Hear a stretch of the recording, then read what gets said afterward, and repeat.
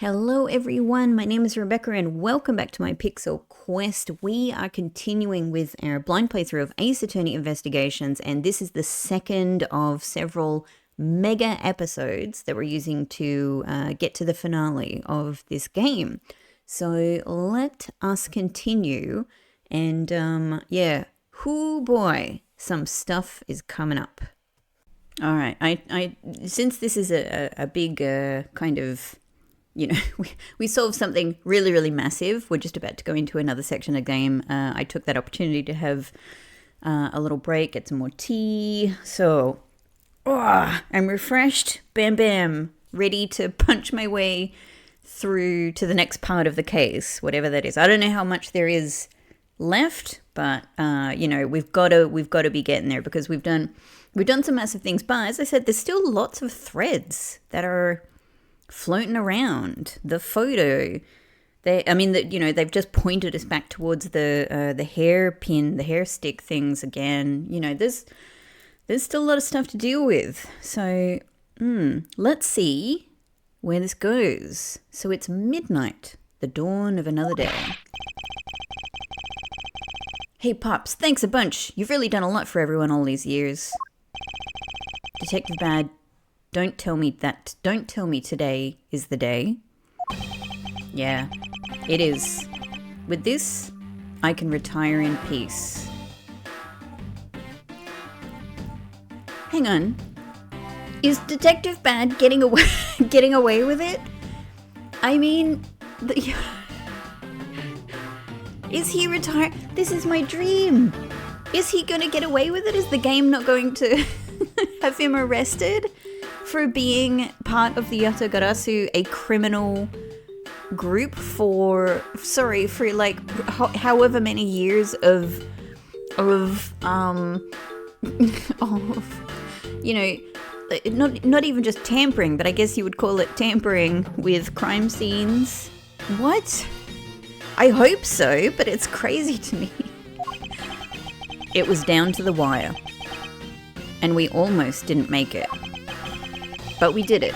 We solved everything. No, we didn't. But that's just it. We haven't solved everything yet.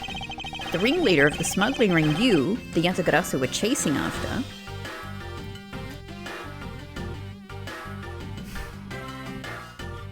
I mean, just because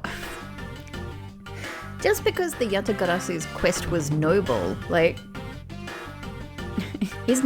Look, I really want this guy to get away with it. I really, really do. But is no one going to arrest this guy? The legend of that Yatagarasu is now over. Mr. Edgeworth, that bit of logic earlier, it was brilliant. I feel like I can leave it all in your hands. I'm counting on you. Maybe he's just like, just leave. Nobody's arresting me. Just like, let's just be nice and just say goodbyes and just go. And then just run to the horizon. Is it really true, Uncle Bad? Were you also part of the Yatagarasu? I don't want to say too much about it. It's okay, Kay. Bye. As I said to you earlier, Kay, I'm truly sorry. I wanted nothing but a peaceful life for you. Uncle Bad. Hey, don't take it so seriously. It's all just one big joke, right? Gumshoe, this is pretty serious. Unfortunately, it isn't. Oh, come on, sir. She's just yanking on my chain, isn't she, Mr. Edgeworth? Detective Bad. Wait, no. You are no longer a detective. Oh, Edgeworth. Edgeworth, no. Are you going to do it? Mr. Bad. I'd like to ask you about the Yatagarasu. Not you too, Mr. Edgeworth. Mr. Edgeworth, here. I should give these back to you. These are the pages from my KG8 case files that the Yatagarasu stole from my office. So, I mean, that's yet another crime. It's yet another crime to add to the list of Bad's crimes. Huh? Wait, what? Mr. Edgeworth, I must apologize for last night. So the Yatagarasu who stole into my room was you, was it? Wait, then that means... What? That's an appropriate reaction, Gumshoe. You know, so often you are sort of the voice of emotional reason in this game. Tell me it's not true. That's too insane for me to believe, sir. This is you know, like, this was his superior. This was the person who helped to teach him about being a detective. You know, this is who he looked up to. It's true. Even if it's not something you want to hear. The KG8 incident, it was a very emotionally trying case. We stood in that courtroom, Faraday as the prosecutor and I as the lead detective. Faraday had evidence in his possession that would prove the defendant guilty. However, because it was stolen, the defendant was found innocent. Yu was the elder sister of the victim in the case. When the defendant was pronounced not guilty, she let out a great wail. That's when we realized that there was a limit to what the law could do. The only way to bring someone like that to justice was to do so outside of the courts. Okay, so that was when they became the Yatagarasu? I'm just thinking back through the timeline and the references to the Yatagarasu. Does that make sense? That's what we thought at the time. That's how we formed the Yatagarasu. That's pretty cool picture, I've got to say. It's pretty cool. And vowed to bring to light any dirty dealings companies had with the ring, including companies that dealt with the Amano group. Mr. Amano's conglomerate? Edgeworth, here it comes. We called ourselves the Yatagarasu and flexed our collective muscle. We exposed all sorts of shady dealings as a warning to the business world as a whole. By doing that, we were able to stop the higher-ups from covering things up. And then, it was finally time. We had finally arrived at the moment when we'd find out the ringleader's true identity. It was then that you literally stabbed us in the heart. Literally? Literally? And Faraday, well, okay, yes, but you did say us, and Faraday, he died for it. But why? Wasn't she the sister of the victim in the KG8 incident? After Faraday's death, I looked into her past, and that's when I found out that she was a phony. The victim of the KG8 incident, CCU, she never had a sister. Okay, that's one of the biggest reveals. I didn't see that coming at all until like a couple of seconds ago. Okay, wow. Alright, no, I did not predict that. I just did not predict that. Because it was just something that I held as true from the very beginning of, well, whenever the first mention of all of this incident was.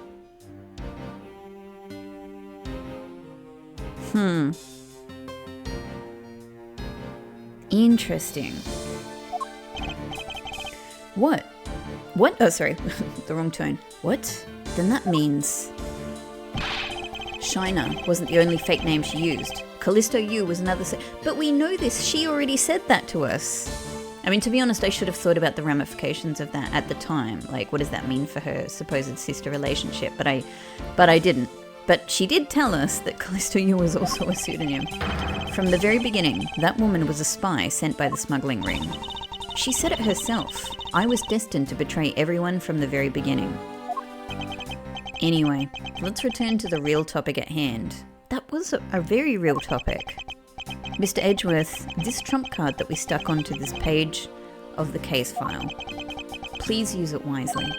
Trump card? That photo that we stuck on here, try peeling it off. Behind it slumbers a piece of evidence that Faraday hid away all those years ago.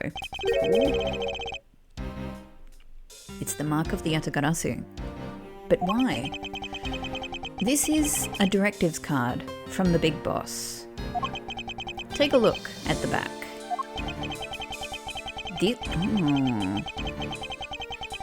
This was something Kochin had on him at the time of the KG8 incident 10 years ago. So that's his blood from his murder. That blood is from the victim of the incident. Oh, Ms. CCU. Oh, okay. But why is the card adorned with the mark of the Yatagarasu? The reason why we called ourselves the Yatagarasu... Okay, yeah, this is because... This is what I was thinking. Like, my memory is that the Yatagarasu already existed at this time. Because when we got that line about Faraday saying, hey, there's another way, you know, I felt like it was... It was within the context. I might be just remembering wrong, but my feeling at the time is that was within a context where the Yatagarasu already existed and had a reputation. Was because of the three-legged raven mark that the smuggling ring's boss used.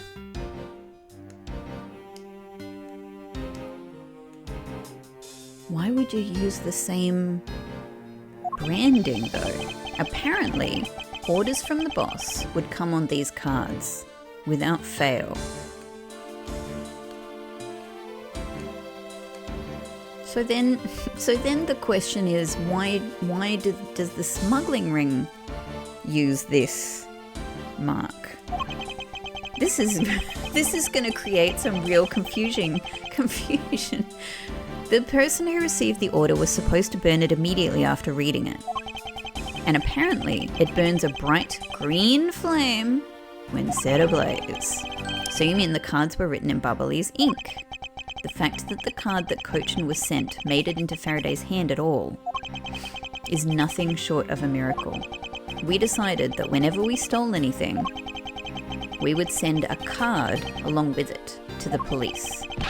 So that's what those white cards are. God, I never would have saw this. I never would have anticipated this.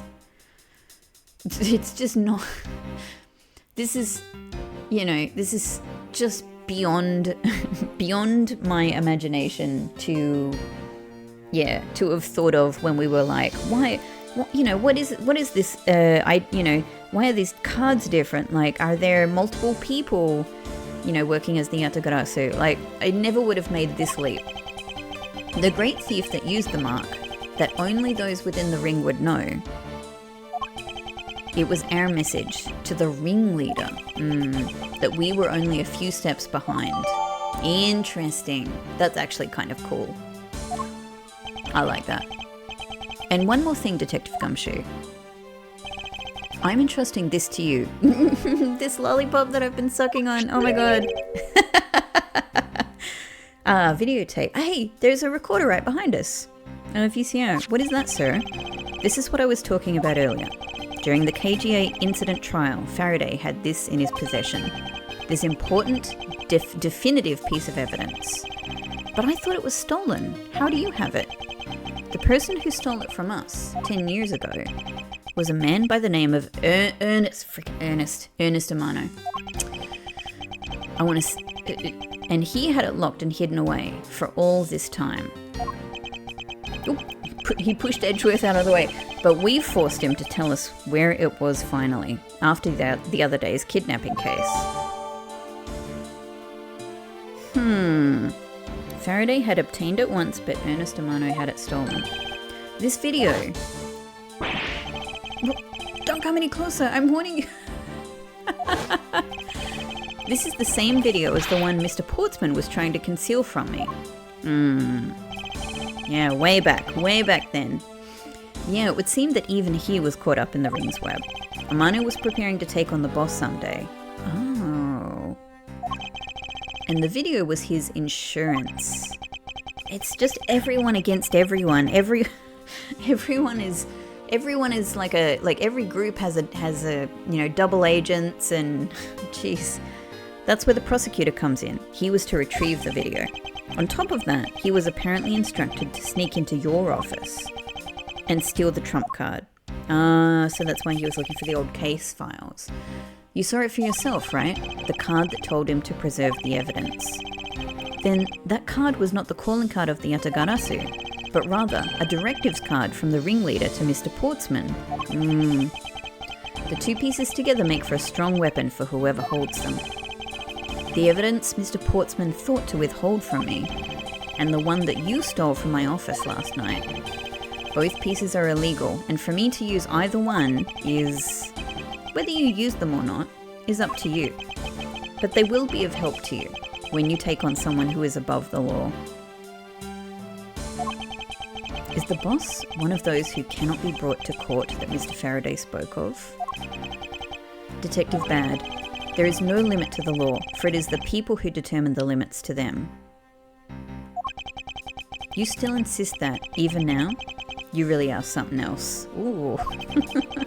I leave the rest in your hands. Anyway, I'm leaving. Now then, Detective Gumshoe. The handcuffs. Oh no, Bad, just walk out the door. Everybody will let you. Just walk out. Go, retire.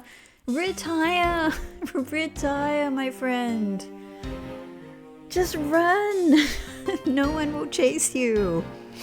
Everyone here has been playing along to just let you take your leave. Pops. Don't ever lose your detective spirit. Pops, why is this happening? This isn't justice. Like I always told you, do not get emotionally involved. Now let's go. Yes, sir. Wow. Gumshoe, just trip over. Let him go. Just trip over. You could do it.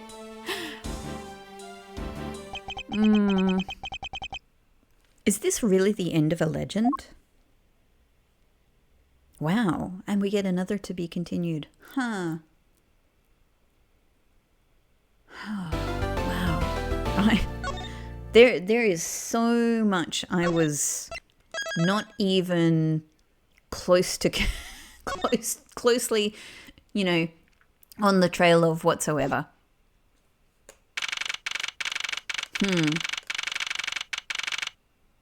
All right. A few minutes later. So now we know who the Yatagarasu really was. And yet, there remains much to this case that needs to be resolved. There really still does. I think there's quite a lot. I mean, definitely this. And the pick. Which is part of the knife. I guess we've used... The fountain hasn't come up. The photo, these things obviously. The wire. Yeah, there's quite a lot. There's quite a lot. Like how the weapons cross country lines, for example. The two countries have incredibly strict security systems and entry procedures. Short of a miracle, it's impossible for someone to have smuggled them in. Smuggling them in, huh? We will need to open a new line of investigation on just this aspect alone. But before we do, I would like to go through my evidence. I just kind of did that. Unnecessary evidence has been removed.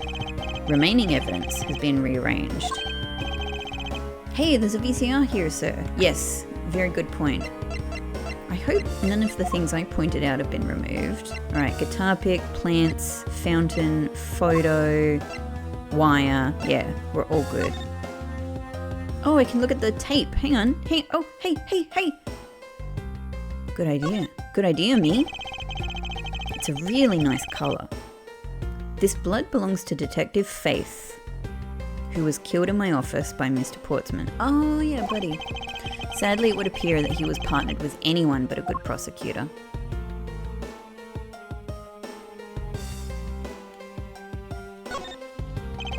The KG8 incident.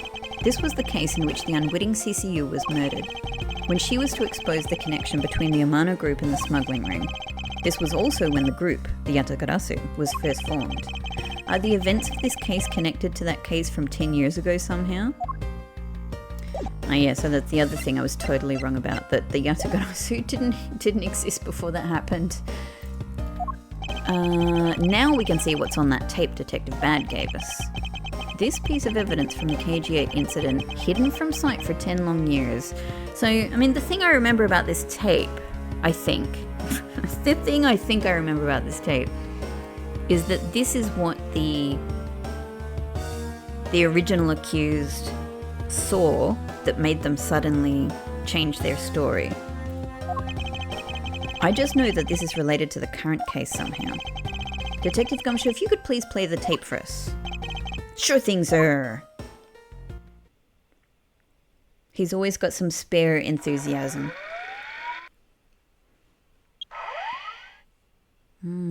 Manny with the card and a knife. Manny, that's pretty suspicious right there. And he's holding a knife in his hand. This looks like footage from a security camera at the entrance of an apartment building.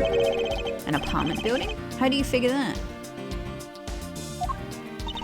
Unlike you, I actually read the summary file on the KG8 incident, and the crime scene was the victim's own apartment. So this footage was shot at the entrance to the victim's own apartment building. At the trial, Mr. Faraday claimed that this piece of footage existed. However, no one could find it. Yes, somehow someone was able to steal it and hide it through Mr. Ernest Amano. I can see how this would have been a definitive piece and why someone would want to hide it. But it's a piece of evidence from a 10-year-old case. There's no way it's related to this case we're working on now, sir. Gumshoe, gumshoe, gumshoe. Have you learned nothing? Actually, I believe it has everything to do with the case we're working on now. The ringleader even went so far as to use Mr. Portsman to retrieve it. Which means that in this video lies a very inconvenient bit of footage to the ringleader. Where? Wait, what was that? Huh? That bit you played just now. Please show it to me again. So he's just fast forwarding through it.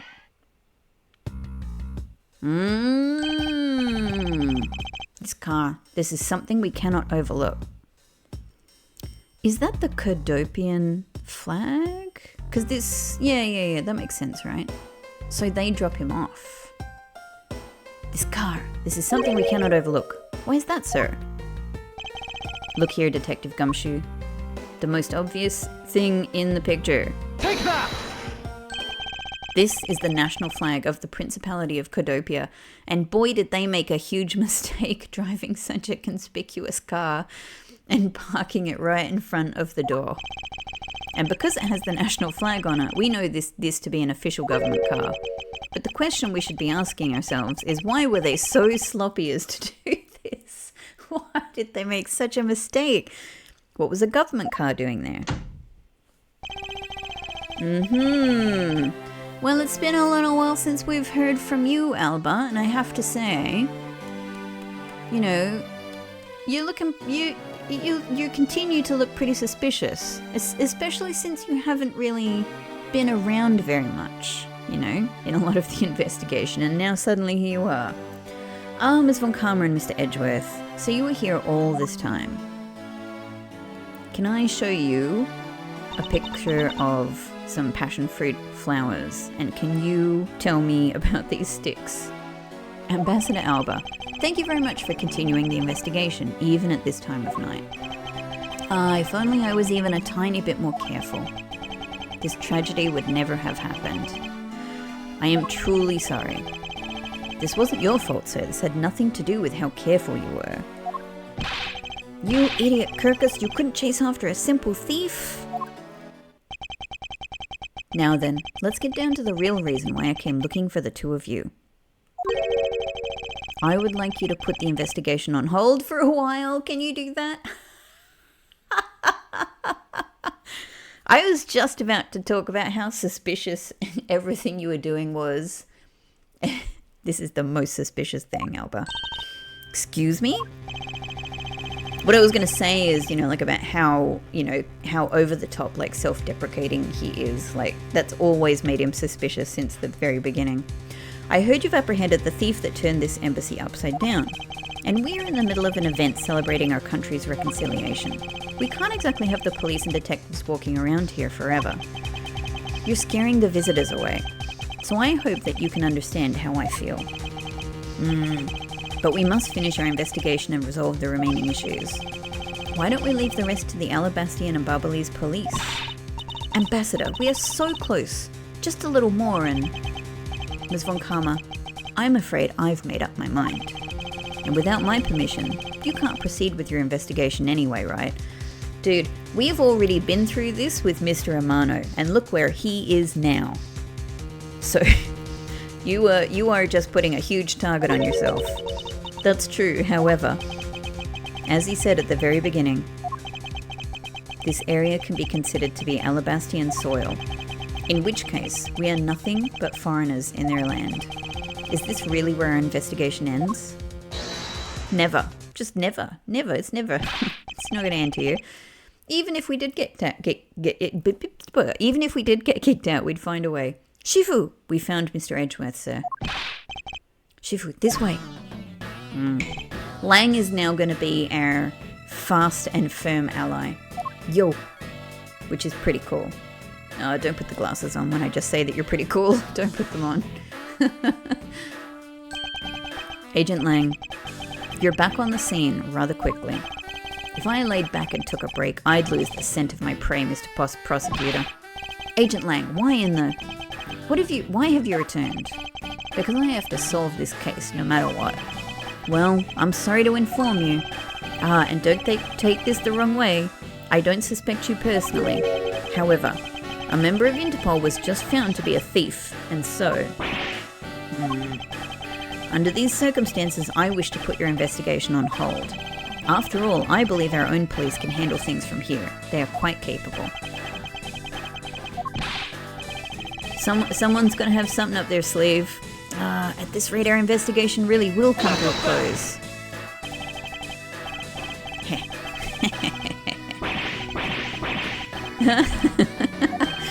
Ambassador Alva, I get it now. I really do. See, Lang just needed to be sort of pushed over the edge a bit. Now he can put all of the pieces of his own years of investigating together. Oh? I'm very glad you understand how I feel. No, not that. What I was talking about is... I know who the killer is behind tonight's murder. Edgeworth's like, I don't even know. You know? The killer? Do you really mean that, Agent Lang? Wolves don't lie. Then who is it? Well, let me first say that I'm not talking about Mr. Cochin's murder. That was all a shiner.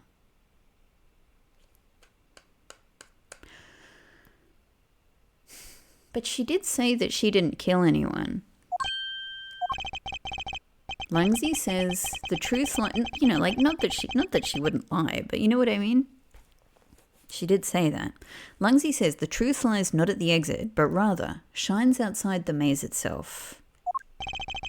The truth is unexpectedly simple. So let me ask you this. Who do you think was Damask II's killer? Well, I think that's the thing that's difficult for people to answer. I'll tell you who. It was you, Francisco von Kahama.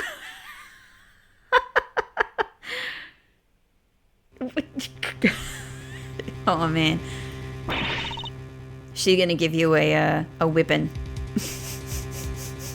I was the killer?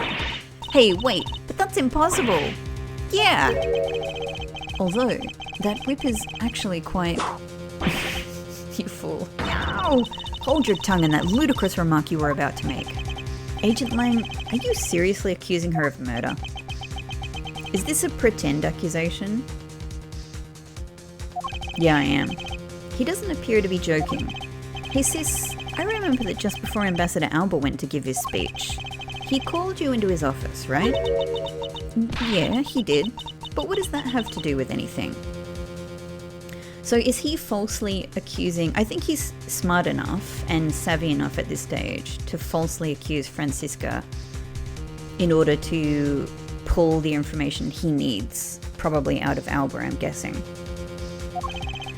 I'm getting to that. Furthermore, in order to solve both cases, you moved around rather freely between Alabast and Babal, did you not? Objection!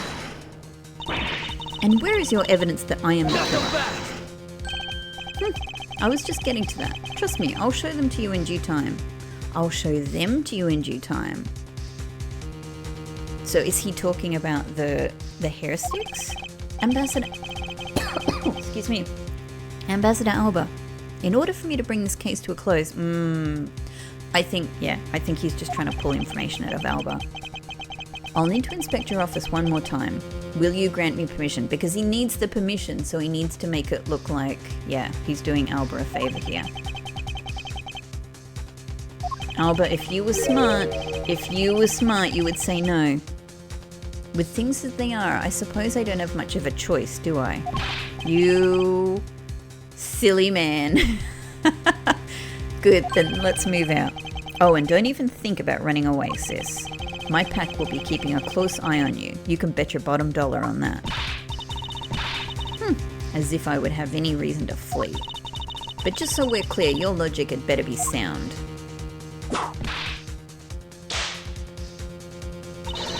Because I'll accept nothing short of a perfect explanation. She seems rather upset, not that I blame her. I expected that you'd accept no less. But we'll see how long you can keep that nose of yours stuck up in the air like that. Hold it! Agent Lang, as someone related to tonight's case, I request that you allow me to take part, and so that I may clean up my superior's mess. I guess I should. The more the merrier, especially when it's the peanut gallery. Oh, in that case, I want to join too. Since you're talking about the peanut gallery, I still haven't seen what it looks like in Alabasta yet. If you let Kay in, then you gotta let me in too, pal. I can't sit around and do nothing while Ms. Von Karma's in trouble. Hey, Gummy, let's have a competition to see who can save her first, okay? Okay, I'll take you up on that. Oh yeah, I'm fired up and raring to go. This is adorable. As a detective, I don't believe this is something you're supposed to be excited over. Sounds like this is going to get real interesting. Ambassador Alba, I'll be bringing these kids along for the ride. Very well. But I'd like you to keep in mind that this will be your last chance. I'll have this whole mess cleaned up before you know it. Now let's go. Lang is doing us some big favors, because I don't think we had any real plan. Wow, it's a fair amount later. It was like 12:07 before, right? Alabastian Embassy Ambassador's Office. Maybe everyone stopped at the cafeteria first. Okay, now let's first go over the facts one more time. Manny Cochin's body was found over in the Secretariat's office in Babal. The weapon that took his life was one of Alabasta's ornamental knives. And then the body of Damask II, Mr. Kashinu, was found here in the Alabastian Ambassador's office. Or Kashino, maybe. Maybe it's meant to be read no. Through our investigation, we found that the murder weapon was this Prima Duck statue, and that this is actually Babal's statue. I still cannot imagine how that was used as the murder weapon, because it seems to be really big. This case, no matter how I look at it, sis, if it wasn't you, then there's no one else who could have pulled this off. Agent Lang, do you understand the full implications of what you are saying? Of course I do, sis, and I'm serious. You were on the trail of the smuggling ring, and you wanted any evidence you could find. And so, while people were distracted by the Yatagarasu's appearance, you snuck in here. That's when you two ran into each other. You and that other thief who took advantage of the confusion from the fire. Even if all that were true, how do you explain the movement of the weapons? Don't worry, I plan to show you the culprit behind that too. You have permission to investigate both embassies at will. With that kind of free reign, you could have easily taken the weapons from across country lines. Hey now. Whoa. Look sis, I thought I already told you I'm not messing around here.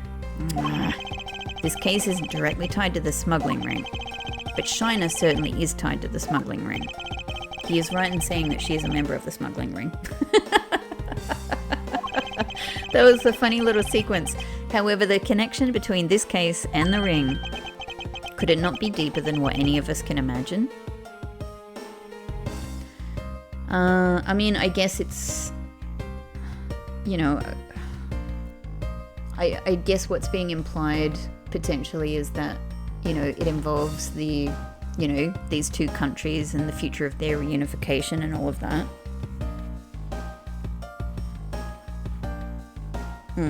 That's what I can imagine right now. Grrr. Let's get this ridiculous circus over with already. Francisca, you need to calm down. Because you only know the facts of the Alabastian side of the case. I don't believe you can see the case as a whole and therefore solve it. What? But don't worry, I am taking this seriously as well, and I will prove your innocence. That's the only way to be, Mr. Prosecutor.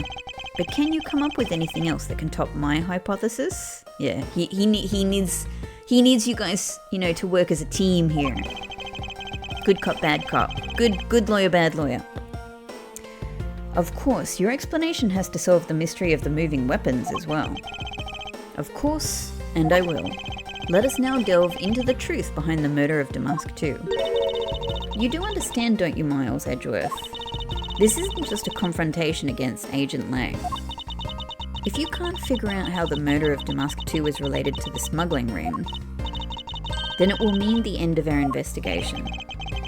As long as I have no good counterarguments to his hypothesis, then the best I can do is walk this thin tightrope and see what I can do. Come on, Mr. Prosecutor, let's get started. Yes, let's. Border crossing weapons. One of Alabast's... Well, look, the flying thing is going to be involved in this, but I still can't imagine what it actually is and how. One of Alabast's knives was used in Babal to murder Mr. Cochin. And the murder weapon in the killing of Damask II is Babal's Primadux statue. Somehow these two objects were able to penetrate the two countries' impenetrable security. The only one who traversed the two countries just before and after the crimes was you. I mean, he has that look, I'm saying something I don't truly believe in. Look at this, look at the plant, evilly looking over our shoulder. So long as I can't explain how the weapons moved about, Francisca will remain a suspect. You got it, Mr. Prosecutor. So why don't you stop giving me a hard time? Under these circumstances, who the heck can carry a weapon across country lines? I've worked through every possibility, but there's only one that's plausible. Your boss. Agent Lang, what I've learned from you just now is that you've lost sight of yourself. What are you talking about? By focusing too intently on that which is in front of us, we become blind to the truth. Don't tell me Lungzi never said anything to that effect. You, prosecutor, who do you think you are speaking about Lungzi's proverbs like that? I don't need his proverbs, because my words are all you will need to see the truth. I guess it's possible that he genuinely does think it's Francisca, so that, he isn't the coolest investigator here, and it's us instead. But yeah, it does. I don't know. At the moment, I'm guessing he knows. One of Alabast's knives was used in Babal to murder Mr. Cochin.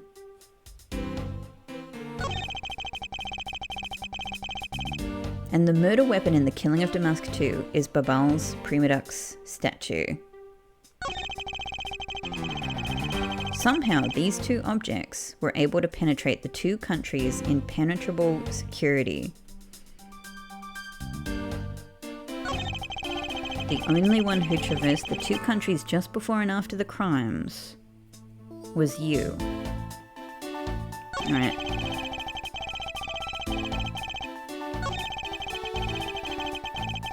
Babal's Primadux statue. Alabaster knife.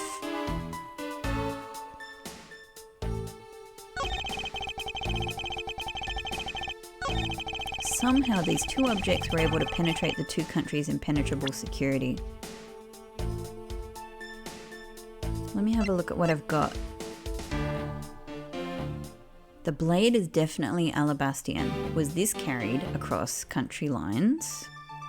Well, that's just the question that I'm asking. It was a fake but was swapped with a real one. Is originally from Alabast.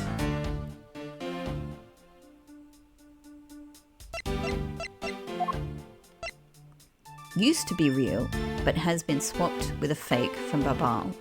Was used as a weapon.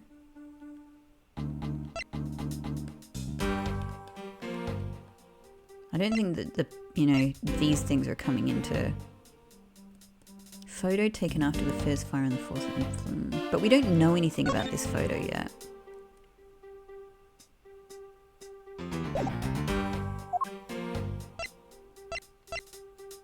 Hair sticks with a candy stripe pattern on them. There is some dirt on the tips.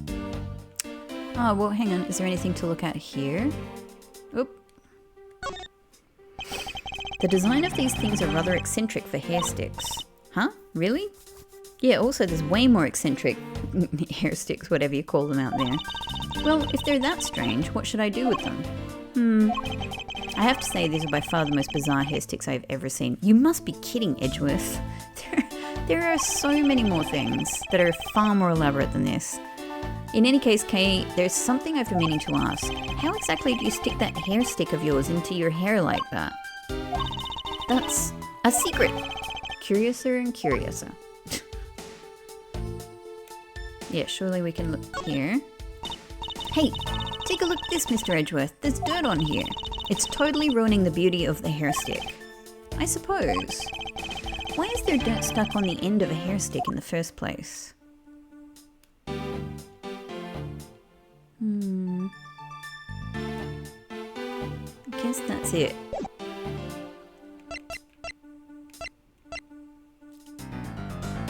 Two fires broke out.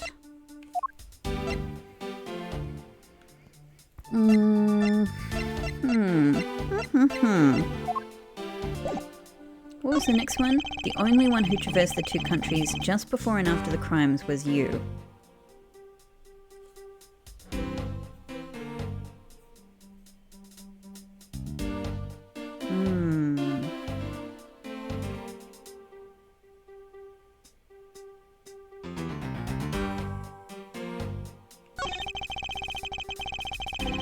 Okay, look, I was trying to see if anything came to mind. Let's just press.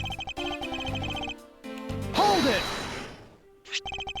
I concur that this knife crossed over country lines. Good, but that's not the only thing that did. We mustn't forget about the other weapon. That knife was only one. And the murder weapon in the killing of Damask II is Babal's Primadux statue. Hold it! So you're saying that the Primadux statue was also brought over by Francisca? We did get a little sound there. Like I told you before. Hang on, and what did he say? So you're saying that the Primadux statue was also brought over by Francisca? Like I told you before, that's the only way it makes sense. Hold it! And how exactly did she bring it over? I haven't figured that out yet. That's a rather weak statement considering how sure you are. Maybe, but there is one thing I do know for sure. Somehow, these two objects were able to penetrate the two countries' impenetrable security. Hold it! Impenetrable? I should hardly think so. You've seen the top of the wall between the two countries, right? Who in the world could cross over that? Yeah, not even I could climb over that thing with all the barbed wire. The only way into the embassy is through the doors in the Theatrum Neutralis.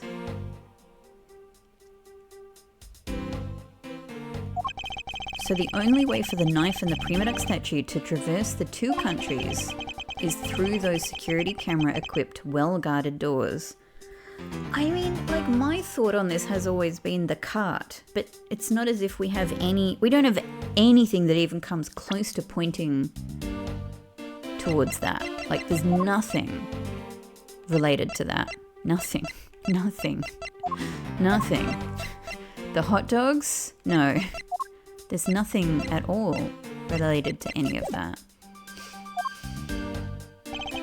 The only one who traversed the two countries just before and after the crimes was you.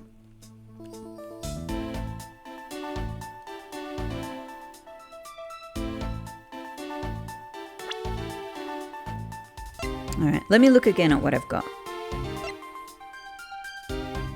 Single stab to the base of the neck. The body wasn't badly burnt by the fire.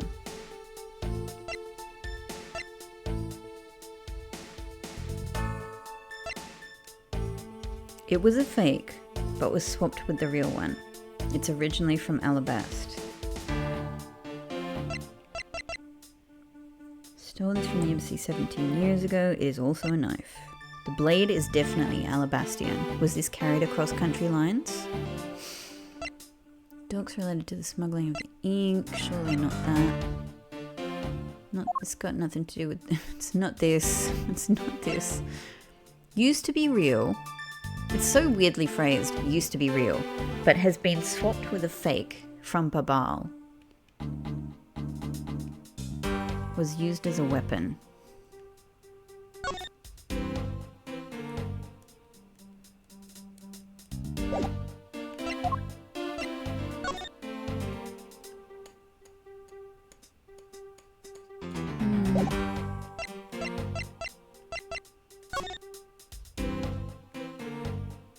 Yeah, I mean, we've looked at all of this.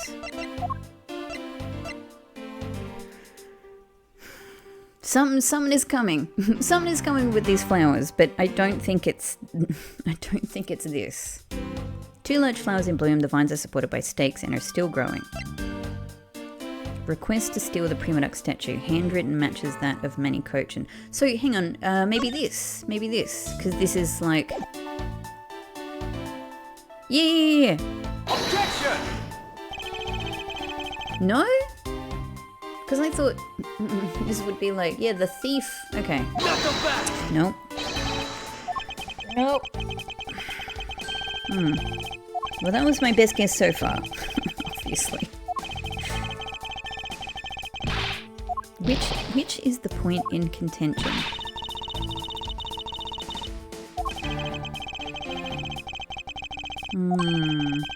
I only need to be confident in the facts. Yeah, I mean, it's all sort of generic response. The only one who traversed the 2 countries just before and after the crimes. Before and after the crimes was you. I mean, I can't think of anything else that would be an answer to this statement apart from this. So if it's not this, yeah.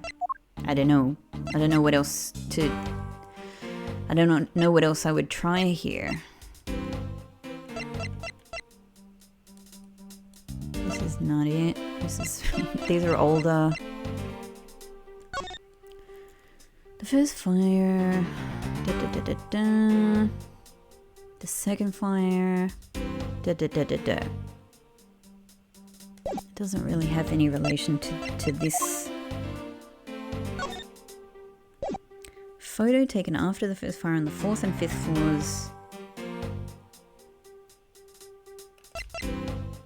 Found at the open air stage. It looks like a guitar pick. It's also wet for some reason.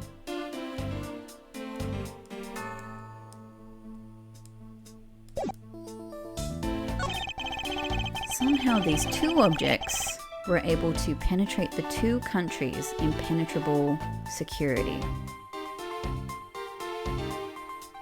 I'm trying to think, like, what is the point that's in contention? That you were the only one. What would it be? Somehow these 2 objects were able to penetrate the 2 countries' impenetrable security.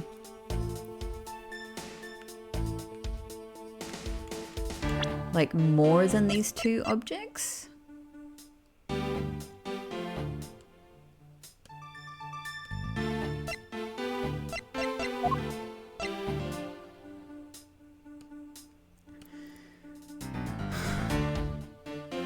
I mean, I don't...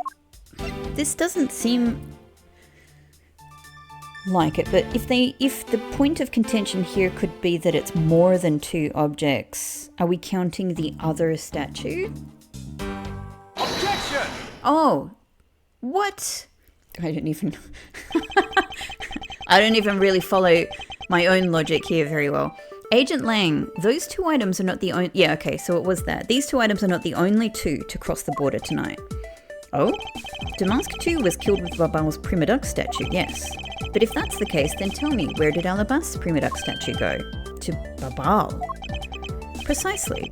And if the 2 statues really were switched, then this means that both statues were smuggled across the border at some point, which means that a total of 3 items was blah, blah, blah. A total of 3 items were smuggled across the embassies. I guess so. But you know what? It doesn't matter what number of items, only that the sis is the only one who could have done it. Because the only person who went back and forth between Alabasta and Babal is her. Is that really true? Was there no one else who travelled between the 2 countries? Actually, there was definitely another person.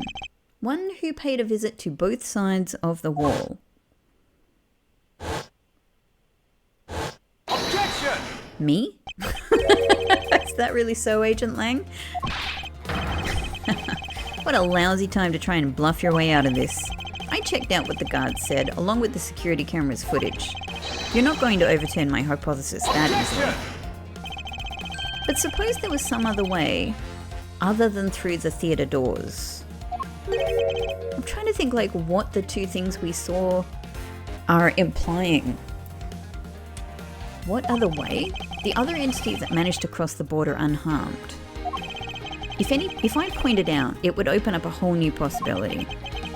And though I hesitate to bring this out, as long as this entity exists, the impossible road becomes a possibility. I mean, I can only think of the photo that shows something crossing over the fence, obviously. It looks like you've got some clever idea in mind. I do, and I could show it to you through a single piece of evidence. Fine then. Let's see this piece of evidence that will show me this other route. This piece of evidence will show us another way to move between the 2. Okay, so it must be the photo. This must be the photo. Take that! Alright, that one I felt pretty confident in. Agent Lang, I'm sure you are familiar with this unforgettable photo. That supernatural photo, like I said before. Humans can't fly. By the way, I've just realized that when we got this photo, I thought for sure that we were going to get, that character whose English name I can't remember. I thought for sure that, our photographer friend was going to be part of this investigation. But I have to say at this stage, it seems not. It seems not. I could be wrong. Humans can't fly. No, of course not. I understand that perfectly well. And don't start claiming that Shina somehow grew wings either. I wouldn't dream of claiming that. And I won't allow you to take back what you've said either. I'll say it again. It's not humanly possible to fly through the air without wings. So you'd better have a good explanation for this, Mr. Prosecutor. But how can I prove who it was that flew through the air in this photo? I am stumped, Edgeworth, so don't ask me. Wait, not humanly possible? Eureka. I think I figured it out as well, Edgeworth, but I'll let you explain it. Yeah, I'll give you that one. Very well, you will have your explanation. Sounds like you have a good idea simmering inside that head of yours. Let's hear it. Edgeworth, anytime you wanna let me know. Let's hear it. The face hidden within this photo's blurry, trailed shadow. What the hell are you talking about? The face? I can't even see a face.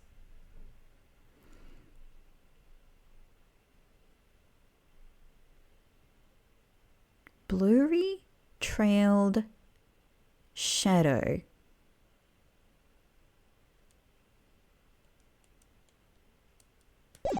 Hang on, what even has... Like, if I have to point to a face...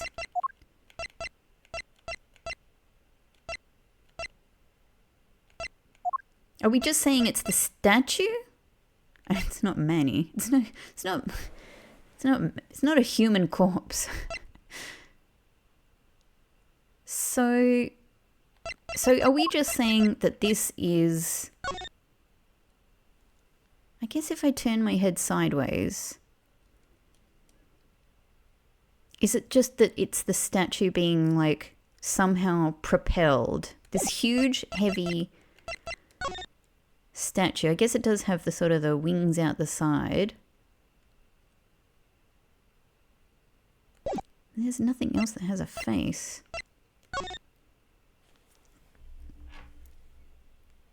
I mean, but what about the base? How would anybody throw this huge heavy statue?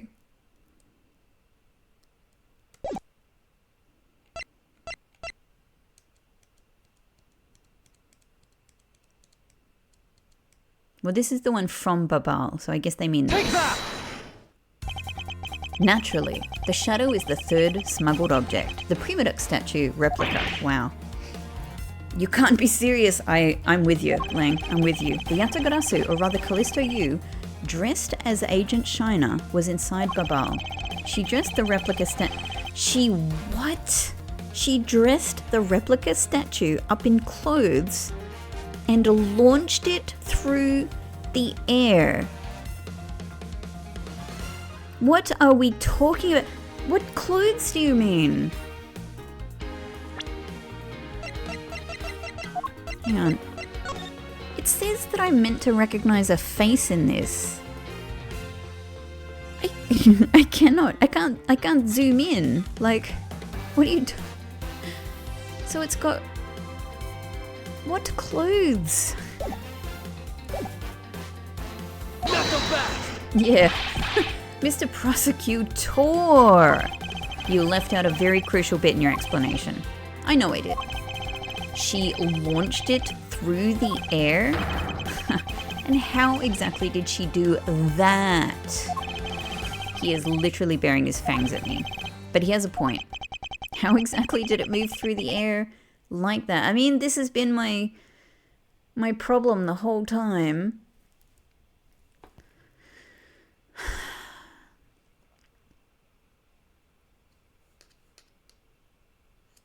I mean, there's a crossbow behind us, but firstly, that's in... It's just, look at the size of this statue. You know, I mean, the main thing that we have to figure out the size of the statue is that we found a handprint on the bottom of it. And that handprint was small on the bottom of this statue, you know? So you can picture a human in relation to this statue. It's so big. As long as this remains unsolved, we won't be able to move any closer to the truth. Which reminds me, didn't he say this earlier? Hey sis, I remember that just before Ambassador Alba went to give his speech, he called you into his office, right? So just before the murder, Francisca was called here, right into this very room. If that's the case, then that may be another avenue I can pursue. Agent Lang, in order for me to answer that question, I will need to hear testimony from Ms. Von Karma. Oh, what are you up to now, pretty boy? Earlier you mentioned something of interest to me. You said that just before the murder occurred, Ms. Von Karma had been in this room because Ambassador Alba had called for her. And for that reason alone, you believe her to be the killer. Yeah, I guess I did say something like that. In that case, I believe it is my duty to ask her what her side of the story is. Do you really think a criminal would tell us the honest truth? How dare you? As I've said numerous times, there is absolutely no proof that I am the killer. Miles Edgeworth, don't tell me you suspect me too. I don't. However, I can't ignore the fact that you were in this room at one point in time, which is why I would like to hear about it from you. Francisca, I feel that I still don't have enough information, which is why your testimony is incredibly important to the outcome of this case. Francisca, I am up the creek without a paddle without you giving me some more information here. Alright, so what would you like me to talk about? I'd like you to please testify to your movements up until you came into this room. Alright, let's try this your way for a change. But if what she has to say turns out to be a waste of time, I'll place her under arrest faster than you can howl, no! As you wish. God, we're betting a lot on something that we don't know. Like we don't know what's going to come from this. I mean, I obviously don't know, but I don't think Edgeworth knows either. As I said earlier, I was assigned to guard duty in the Alabastian embassy. After I saw the Steel Samurai off on his way towards the ambassador's office, and I'm still, maybe this is where the cart possibly comes into it, I returned to the rose garden for a bit and checked up on the security situation. After all the preparations were in place, I was called back by Ambassador Alba to his office. Okay. Isn't that the main thing that we were going to talk about? Francisco, I want to make this very clear to you. So what I wish to confirm is that the only time span in which you were in this office was before the murder occurred. Is that correct? Yes, of course. I see. For now, the only way that I can see for us to break out of this situation is to ask Francisca about her testimony in more detail. Okay, thank you for letting me know that I need to press these statements. As I said earlier, I was assigned to guard duty in the Alabastian embassy. We will press this. I thought your duty was to fact-find anything you could about the smuggling ring. Yes, that was my job. But upon hearing that the Yatagarasu had sent a calling card to the embassy, Ambassador Albert called upon us to protect the embassy instead. That incident 7 years ago, or have you forgotten what happened here back then? Anything related to that case we were involved in appears to be rather painful for her. It's not exactly one I can readily forget myself. It looks like you remember the case after all. Of course I do. I inspected every location, every possible escape route, and every aspect of the police's security detail. I did all that. Then, after I saw the Steel Samurai off on his way towards the ambassador's office. So you were at the theatre as well? Yes, and I suppose you were also there as well, watching the stage show? Well, yes. So Francisco was there. Well, after the show was over and I saw the Steel Samurai off... okay, we're not talking about the car. I returned to the Rose Garden for a bit and checked up on the security situation. Why did you need to confirm the degree of preparation for even the speech? For security's sake, of course. What other reason could I have had? No one knew just how the Yatagarasu had planned on getting in, right? Yes, I suppose you're right. And in the end, the Yatagarasu did choose to appear in the Rose Garden, even if it did turn out to be nothing more than a shadow. Who would have thought that she would use a shadow? Calm down, Francisca. She must still be nursing a grudge over the fact that she couldn't figure it out herself. Anyway, there was no one in the Rose Garden. And we were aware that the speech was set to start soon thereafter.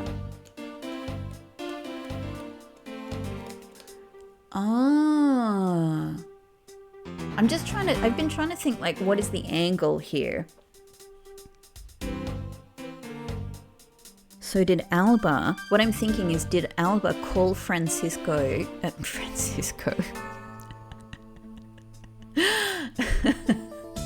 sorry, Francisca. Did Alba call Francisca to his office to get her out of the Rose Garden so that the statue could be catapulted in somehow and then taken, like just land somewhere and get picked up by someone? But who? Like by this old man who is in the office? Okay. After all the preparations were in place, I was called back by Ambassador Alba to his office. At that time, Damask II's body had yet to be found in this room, is that correct? That's right. But Ambassador Alba was here. One could hardly miss his rather large presence. It's interesting that you draw attention to his large presence. A criminal will say anything to get out of getting arrested. How do we know you're not lying? Well, if you need proof, I'd be happy to oblige you. Seriously? Like I keep telling you, when I arrived at this office, Ambassador Alba was already here. He was standing by the flower box on the He was standing by the flower box on the windowsill, watering his plants. I can attest to that. I remember speaking with the lovely lady around that time here in my office. All right, then. Add that statement to your... All right, so here we go. This is This is the statement then, that much is clear. So Ambassador Alba was in the room at this time, was he? When I arrived, Ambassador Alba was watering the flowers on the windowsill. What if we press this further? Hold it! For the sake of being thorough, I'd like to ask you something. How did you know that Ambassador Alba was watering his plants at the I think I got it. Oh my god, he wasn't here! It was the plant! He put his giant... It all comes together. No wonder he has this giant cape that completely covers his body. Alright, I understand. I wasn't sure where this was going because I didn't think that the point that mattered is that Ambassador Alba was here. I thought it was, I don't know, like maybe related to the timing or why she was called up here or something like that. But finally, this must be, he put the plant of himself there. He put the plant of himself there with the with the cloak on it. And then he could be down there to collect the statue, even though he looks like he really does look very old, and I don't know. What do you mean by that? The entrance to this room is on this side, however the window is on the opposite side. If what you say is true, then when you entered the room, his body would have been like a wall. Man, I feel like we're being possibly a bit rude here. He would have been blocking your view of what he was doing. Isn't that correct? Oh, that's how you mean. I thought you meant like a giant, like his body is so large and square. I suppose it was a bit hard to see around him, but fortunately for me, Ambassador Alba is not an immovable wall. I knocked before I entered, and as I did, he turned around to greet me. With a watering can is in his hand. So it's not only natural to believe that he was watering his plants, right? I suppose. Okay. Alright. Look, the fact that they're questioning this in such detail tells me that there is truth to my theory. But how the freaking hell did he turn with a watering can in his hand? How did he turn? That's the thing. After his greeting, we spent a little time talking about his flowers. I mean, I can understand, like, it's not a big room, you know, like I was thinking like, okay, he could have a recorder up here, you know, like a speaker, etc. Okay. I feel like my theory is starting to crumble a little bit. This is ridiculous. This is too elaborate. After his greeting, we spent a little time talking about his flowers. He had obtained them himself and is growing them with the utmost care, you know. Yes, the plants in this room, they are all like my children. The passion flowers in the flower box on the windowsill are growing beautifully too. All 4 of them are in full bloom. Ha ha. So, I mean, I know I have evidence here that can counteract this, but I don't know what it means. Ms. Von Karma, what did you say just now? I said that the flowers are growing beautifully. What about that statement do you not understand? What do I not understand? I do not understand why a certain thing is the way it is. I'd like for you to append that statement to your testimony. Very well. There were 4 large... Finally. There were 4 large passion flowers in full bloom in the flower box. At least I get to use this, even though I can't put the full picture together yet. Objection! Finally, let's talk about these flowers. Francisca, for some odd reason, your testimony contradicts with this piece. Yeah, for some odd reason exactly. It does appear that way. Ha, I knew it. I knew we couldn't trust your words, sis. Mr. Edgeworth, what are you doing discrediting Miss Von Karma like this? Yeah, sir. If you keep this up, she's gonna get taken away, sir. He's defending you. All I've done is state what I saw. I have not made a single mistake in my testimony. And for this, I am still under suspicion for murder. Is the number of flowers really all that important at this juncture, Miles? At the very least, it is a contradiction in this enigmatic case. One that I find hard to dismiss as irrelevant. Then let's hear it, Mr. Prosecutor. What does the number of flowers have to do with anything? What does it prove? I believe the answer to that will become clear if we were to examine the flower box. How did this contradiction come about? There must be something behind this discrepancy. They're my beloved flowers. I've grown them with the utmost care. Oh, he's sweating now. So I ask that you please be gentle with them as you examine them, Mr. Edgeworth. I understand.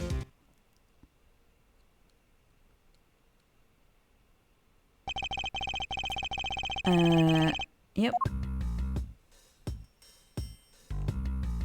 Okay, we can look at this as well. I'm going to look at this. This watering can has a rather robust design. Mr. Edgeworth, why are you telling us stuff we can clearly see for ourselves? Plus, if you keep wasting time talking about that, Miss Von Karma's going to get arrested. I better examine something else. The name of these flowers, I believe they're called passion flowers. Despite being called flowers, they are actually a species of vine. They appear to be growing well and are well supported by these plant supports. Yeah, but no matter how I look at it, it looks like there are only two here to me. You realise, don't you, sis? Your little lie has failed you. Miles Edgeworth, hurry up and shut this man up for me already. It's great that she has faith in us. I suppose I will need to use some evidence to shut him up, won't I? I believe I have just the piece of evidence you require. Oh, you do you? You have such confidence in the face of your current plight. But I highly doubt it'll last until the end. You howl like a wolf, Agent Lang. But we'll see if you have any bite to back up that bark after you see the evidence.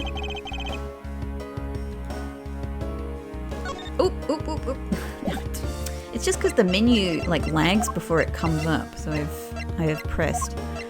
So since we've already presented the flowers themselves, I guess we're going to present these, because these are the sticks with dirt on the tips, Take right? that! Shina, who was supposedly in Babal the entire time, had these hair sticks on her. That look exactly like the plant supports in this flower box. In other words, I believe it can be said that these hair sticks are in actuality... Get out of here. I thought it was exactly the freaking opposite. Support sticks for the passion flowers. From the very first moment I saw these things, I was like, oh, those are the hairs, those are like the pink princess hair sticks, you know, whatever. Which the game made a big deal out of. And it turns out they are actually exactly fine. You know what I mean? It turns out they are actually just plant supports.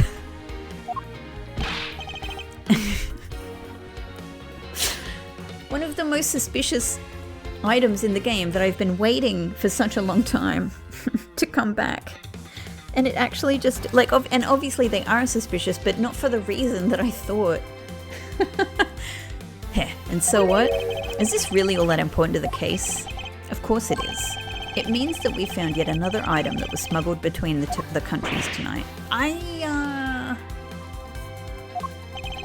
Think about it logically, Agent Lang. These sticks were originally in Alabast, but somehow they wound up in Shina's hands, who was in Babal the whole night. So make no mistake, these sticks were smuggled somehow, just like the knife and the statue. I still have no idea what has gone on with the statue. Very well then. I want to hear from you exactly how they wound up in Babal. How did these support sticks find their way to Babal, and why? There must be some reason as to why they ended up there. Oh, he's got it. So that's why. I mean, my thinking around these things has always been that they would end up being murder weapons. However, we're not lacking murder weapons right now. We seem to have the murder knife and the murder statue. So, Agent Lang, if you would please take a look at this and tell me its shape. It's just another stick, isn't it? And so it is. But the shape of the support sticks is what's important. For when they are used, the freaking crossbow. For when they are used with something in this room, that's when it all comes into focus. Thank you for giving me that huge hint, game. It's this, right? Eureka! That's a crossbow. Wait, you're not really suggesting... I am. These hair sticks, or rather, plant support sticks. They make for perfect arrows. Do they, though? I mean, I don't know. But they could be metal, I guess.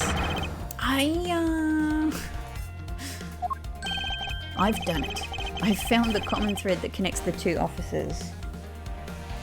But I don't know if this is what we were asked to do at the beginning.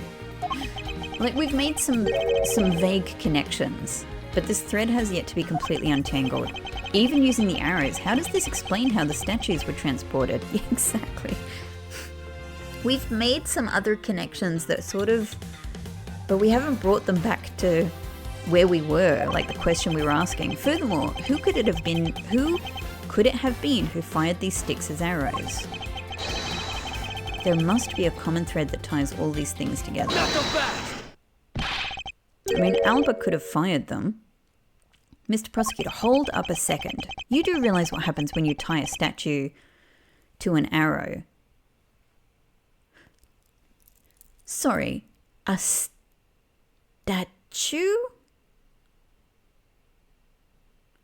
That's insane. No. Is that what you're implying? That the statues were tied to these plant stands and fired by a crossbow?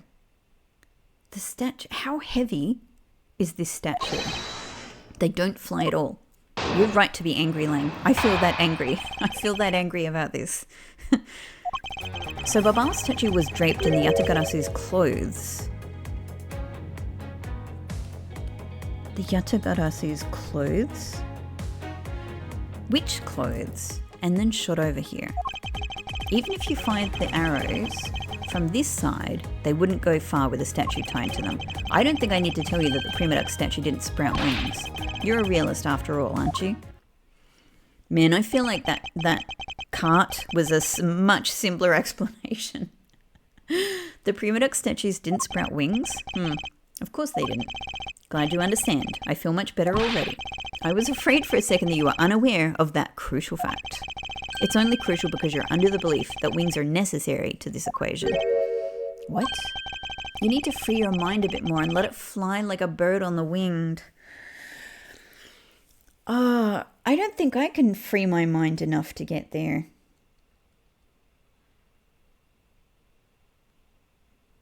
I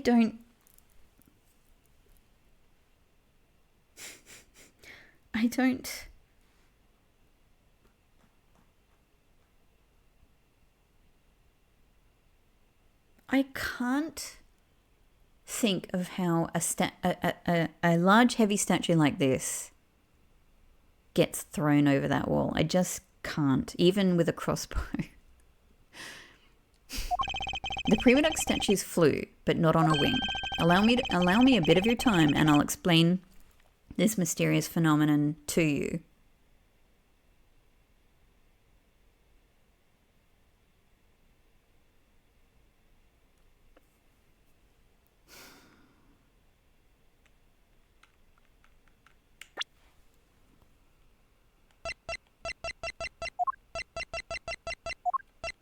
I've had an insane... Could it be the wire? Like that actually they shot the wire across the way so that it didn't need to fly. They just needed to... Well, I guess they would need to... God, that's so elaborate if this has anything to do with it. Like, because they would need to shoot the wire, secure it on both ends, right? Alba and Callisto, and then kind of how do I put this in words? I'm sure you know what I mean. And then kind of shoot, like apply enough for, like somehow secure the statue, you know, like loop it around the wire in some way. This is so much work though. Like if this is what it is, but I guess it would be an explanation for the wire, and it would mean that we don't need to rely on the statue actually like being propelled with enough force for it to fly in the air. But then again, I don't think realistically I can actually imagine it like flying across the wire, you know, like without, I don't know. Maybe like, what is this wire? That's the only thing that occurs to me.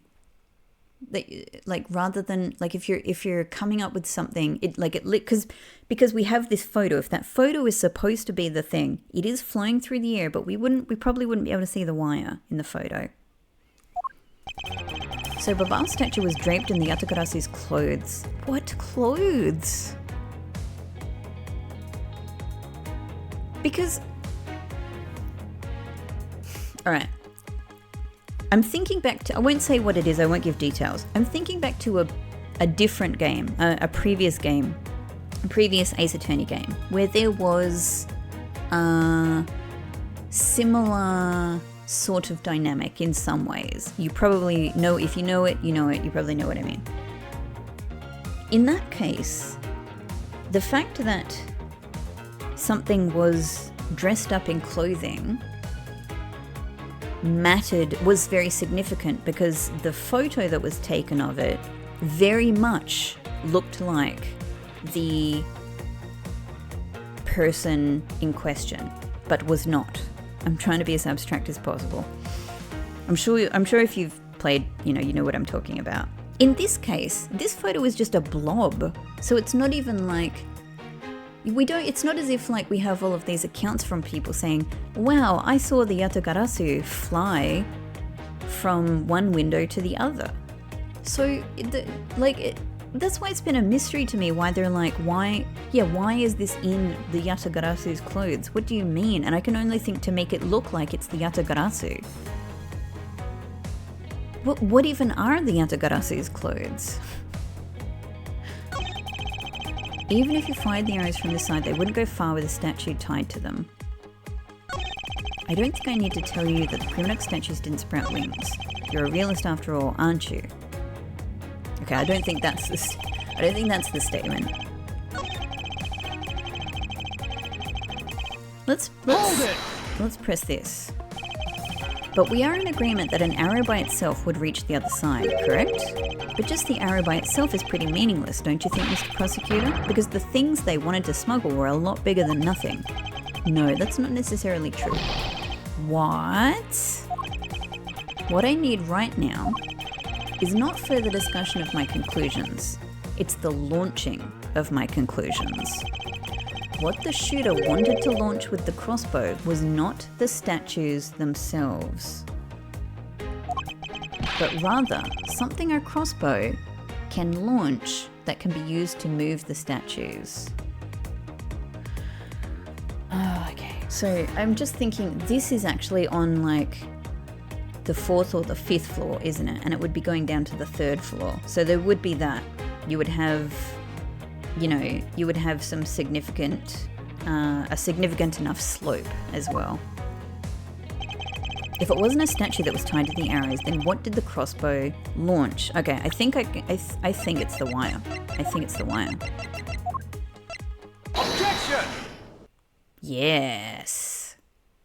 Finally. Down to the wire. Finally, we have reached this point in our discussion. For I present to you that which was carried by the arrow from the crossbow. I get it now, Mr. Prosecutor. I can see exactly what you're trying to say. I hope oh my god, we're gonna get not an animation, we're getting an image of it. You're saying that the wire was tied to an arrow and then shot into Mr. Cochin's office. That is... I mean, you would have to be very confident in your skill set to make this work. My god. All the way from the 5th, it is the 5th floor, okay, so it's going down 2 floors. All the way from the 5th floor of the Alabastian Embassy down to the 3rd floor of the Barbalese Embassy. If what you're claiming is really what happened, I can see how Alabast's Primodoc statue could be moved. Gravity could be used to move the statue down the wire from the 5th to the 3rd floor. Are we going to talk about how it was secured to the wire, or are we just going to, we're just going to ignore that detail? But then, what about Babal's Prima Duck statue? Yeah. Okay, so if we're saying that this is how they're swapped, then it makes one easy and it makes one really hard. The dark shadow in this photo is clearly flying away from Babal. Yeah. Yes. Yes, I got nothing. I got nothing. Going in the opposite way of gravity from the 3rd floor of the Barbalese embassy up to the 5th floor of the Alabastian embassy. How do you explain that? Man, I am just gripping like white-knuckled onto the narrative in this game. I am being dragged like aha, I think I finally see how the gears behind this whole trick work. I feel like in his statement before and like here, it seems like there are little clues to how this is working. So I feel like he's saying gears is like a clue. But I have no idea. Agent Lang, the motion used behind this trick. I wonder if perhaps you have yet to envision how it works in your head. But don't be so smug. None of us know how this works. Motion? What motion? This is the motion that was employed. What?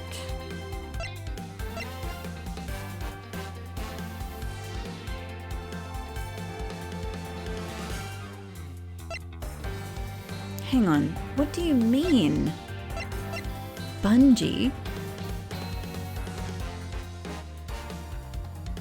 Bungee doesn't make any sense because that's like straight down and up. Swinging, I mean, that is like it would need to be, it feels like for both of these to make sense, at least the way I'm thinking about it, it would need to be secured in the middle point, and then, you know, you could push it out, which again, this is featured in another game as well. You would push it out and it would, you know, I don't know what kind of sound that was supposed to be, and then it could swing its way over and be very, very difficult to catch, be freaking impossible to catch as well. So I can't understand how either of these could work. Rotary motion, I'm not even sure like what they're implying here. Do they mean like it would be as if there are two wires back and forth, you know, so as one, you know, like a what's the word I'm looking for, like a belt, and you know, you somehow are powering the movement of the belt so that, you know, one part of the wire goes one way and the other part of the wire goes the other way. That is just so much work, but it's the only thing I can think of.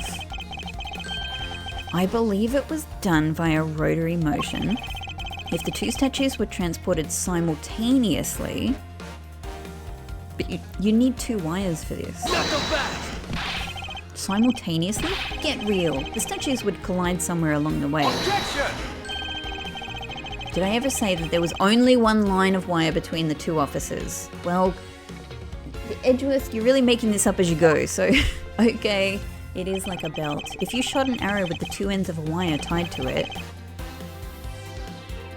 this is so convoluted. This is crazy. I say that they deserve to get away with it. They've done. Knock them back! Langsy says, don't object and call a success what is beyond reasonability. Taking into account the tension, he's saying, he's preaching what I'm thinking. Taking into account the tension differences between the two wires, the top one would sag too much, to the point where the statues would collide anyway. Lang, you are thinking realistically. What Edgeworth is saying is in the realm of fantasy. These are the actual engineering problems that are like... I just can't get over. Objection! Agent Lang, as you know, the Prima Duck statue is a one-of-a-kind national treasure. And the fact that Babal's statue is a hollow replica of the real statue, it would naturally be lighter than the real one, meaning that my idea is very possible.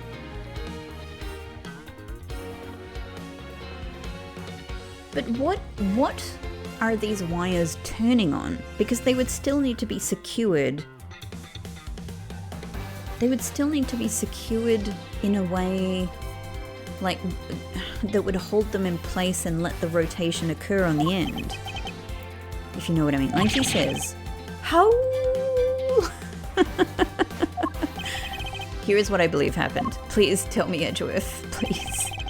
Ms. Yu and her mystery co-conspirator set themselves up in 2 different rooms. Man, this is an operation. The co-conspirator bridged the rooms by shooting the 2 ends of the wire down on 1 arrow. Then the 2 of them covered the statues and proceeded to transport the statues. After the switch was completed, another arrow was fired, carrying the other end of the wire down to Babal, where it was to be disposed of. Hang on.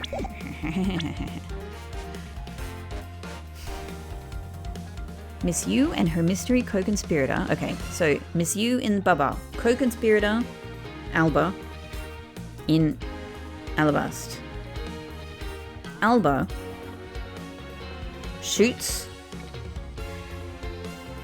2 ends of the wire down on 1 arrow. Oh, so my God. So you mean he is effectively securing the middle of the wire and he somehow shoots each of the ends of the wire down there. This is so... I really think there needs to be more pictures here. Then 2 of them covered the statues and proceeded to transport the statues. Let's not worry about how they're secured to the wire. After the switch was completed, another arrow was fired, carrying the other end of the wire down to Babal, where it was to be disposed of. Okay, so shooting the alabast end over. Okay. And to do that, Ms. Yu hid it inside the grandfather clock QED. Ha. Ha.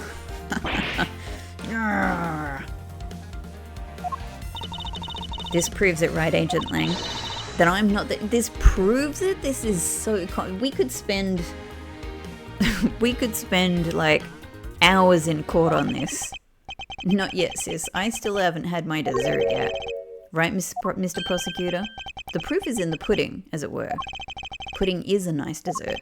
So, do you think you can do it? Can you prove that what I said is what happened? What you said is what happened? Because remember, if you can't, I'll be taking a certain someone back home with me as a souvenir. I agree that as long as there is no proof, my hypothesis remains just that. However, what I have laid out is no mere hypothesis, for there is one more piece of evidence. One more? This should be interesting. I'm very interested. You think you have a piece of evidence that will turn your hypothesis into fact? Well then, let's see it, Mr. Prosecutor. I still don't understand what... I still don't understand what is being implied with Francisca walking into the room and Alba being here and turning towards her. The thing that made it possible to create a circular belt out of a length of wire, I believe that is right here in this very room. Do you mean the ceiling fan?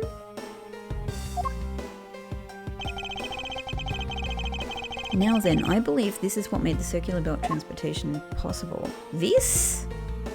Take that! Ha. Looks like you dropped another bomb on us again. The last piece to the trick are 2 pulleys. Precisely. The ceiling fans double as pulleys in this case. And thanks to the fact that there is one installed in each of the offices, each ceiling fan is connected with this wire that spans the entire length of this building through windows, carrying 2 large statues.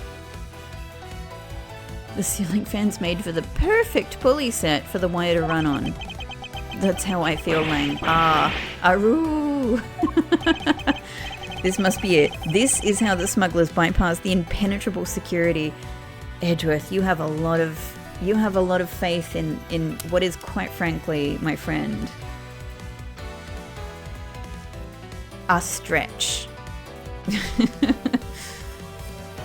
A stretch. I can't imagine a more appropriate phrase for what you're describing. Ha ha ha. You really are something else, Mr. Prosecutor. I bet you've figured it all out already, haven't you? You know who the big hotshot that set this real-life stage show is, don't you?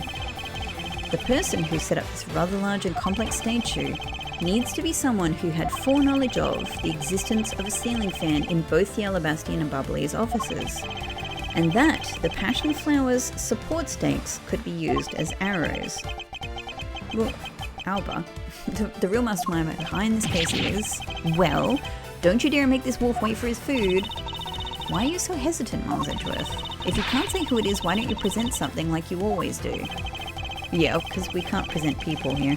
A single point of the finger here and this case will explode into an international incident. However, it's already too late for me to stop the forward momentum. It appears that I have no choice now but to rush in. There is a piece of evidence that will point us to who the mysterious mastermind is. Okay. So it's something that points towards him. But I mean, are we just saying that these are his sticks? Yes, this smuggling could not have been possible without the use of the crossbow. Furthermore, the arrows that were shot by the crossbow were plucked, as it were, from the flower box in this very room. They were planted so long ago that the passion flowers had the time to grow so big that Ms. von Karma didn't even notice the arrows when she visited this room today.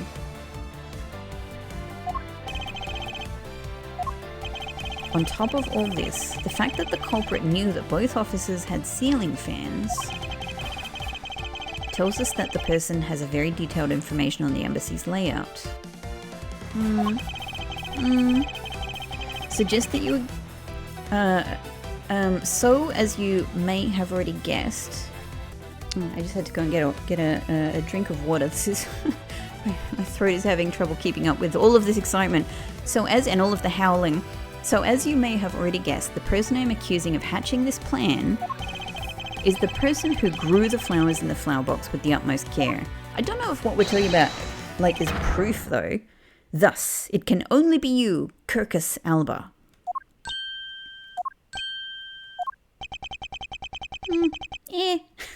He says.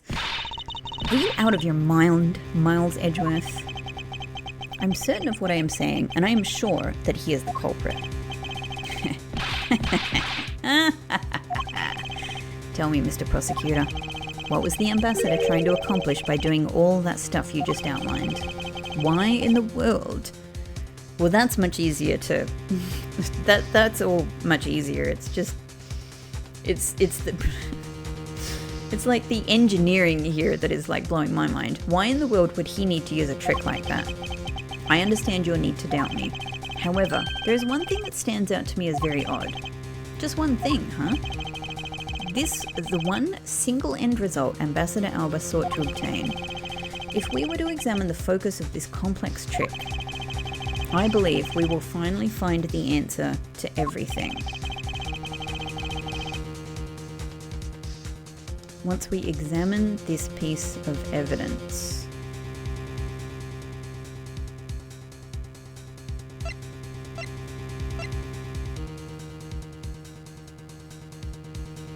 I mean,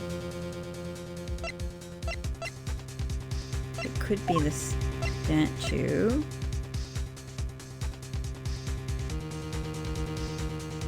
We haven't used the pick yet.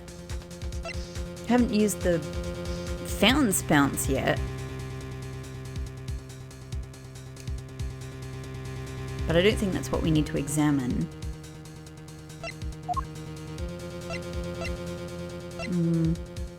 I mean, it's not this. I can only think of the pic or the statue. I mean, the pic just points towards the knife, but that's not a reason. The statue is more likely a reason. I would fully understand the reasoning had the situation been the reverse. However, to go through the trouble of swapping the real Prima Duck statue for the fake, I sense a very shady reason for such a bizarre action. And who better to ask for that reason than King Prima Duck himself? I mean, it is very, very weird. Like, because I would understand if it was the other way around. If what he was trying to do was to... you know, like there's an obvious reason why you could imagine he would want the real one if he thought he had the fake one. But to do it the other way around is sus. And I can't think, you know, is it something inside like, is there something inside the statue? I see, Ambassador. We'll be examining that statue now, with or without your permission. And of course he's like, you can't touch the statue.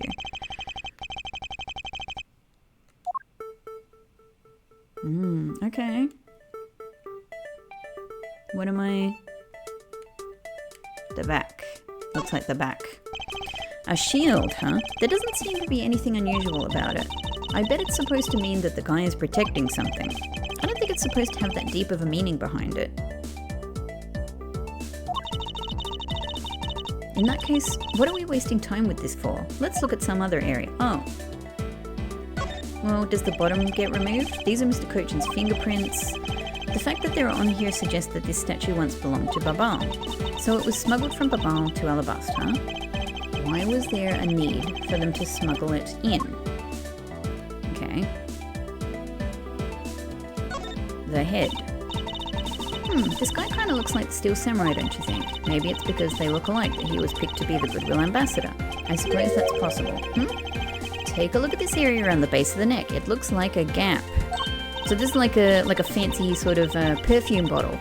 Hey, you're right. Maybe it's meant to be some kind of secret. Perhaps it's possible to open the statue from this gap in its construction. What? Hurry up and open it, Miles. All right, here goes. Oh, you meant a gap there? I thought the head was like going to come up. Wow, it really did open up. So this is the counterfeit money. Hey, what's this thing that fell out? I believe a more thorough examine of it is required. Okay, I shall click on it for you, Edgeworth. I've got to be useful for something here. You're doing all of the work. What in the... Is this... Hey, is this what I think it is? It's a plate. Ah, yeah, of course, the plate that you need for counterfeit. It's a plate for making counterfeit bills. Somehow, it appears that we've at long last arrived at the exit to this complex labyrinth. We finally hold within our hands one of the counterfeit money plates. And the reason why the replica was smuggled into Alabasta to begin with.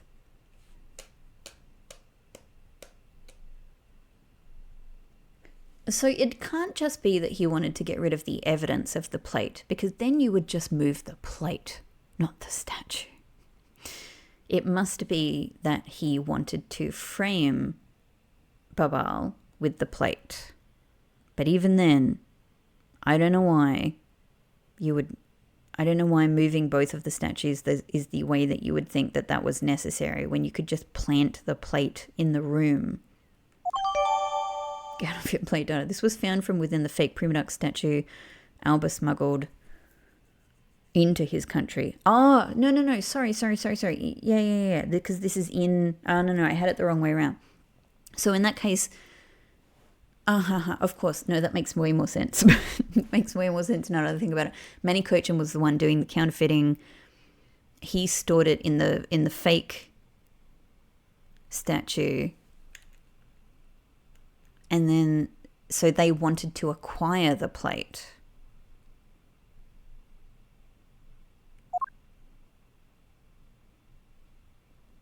So that's why they sacrificed the real statue with cultural importance in order just to to get the fake statue.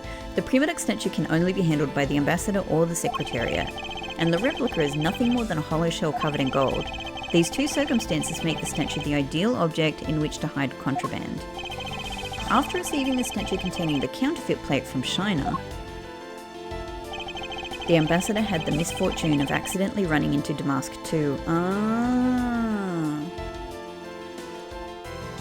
Okay. Alright. So,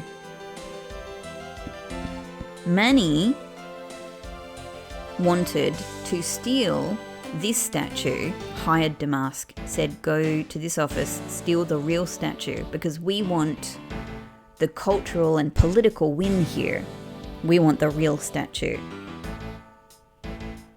But by this time, totally separately, this guy had organised to swap the statues so that he could acquire the counterfeit plate for, economic purposes.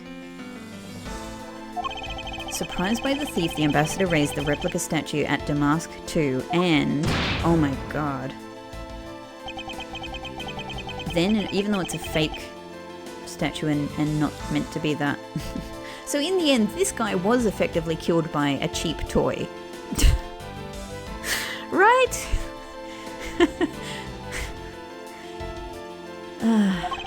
He covered the samurai sword in blood.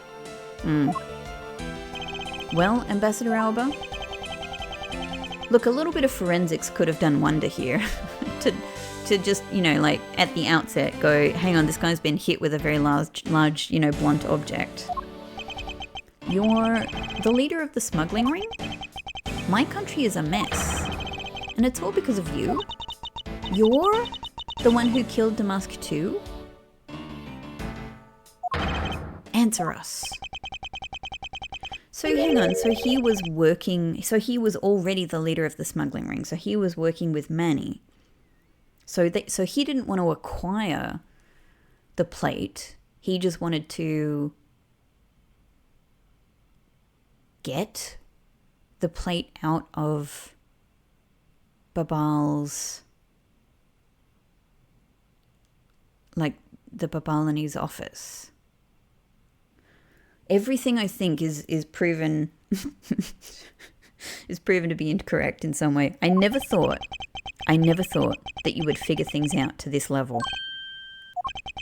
That's why maybe that's the explanation for why he made such a hugely elaborate scheme here, so that it would just be too insane to even consider. Luckily, he didn't count on the insanity level of Edgeworth. However, there is one point I disagree with you on. The head of the smuggling ring was Mr. Cochin.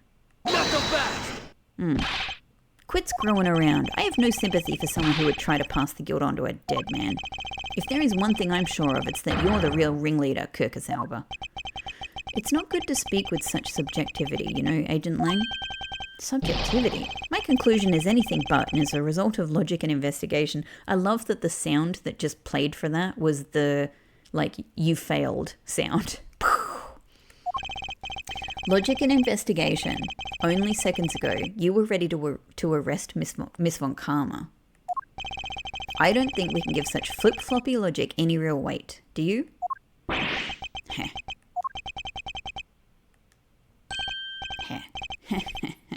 So once again as well, it seems I was completely wrong about the use of this plant.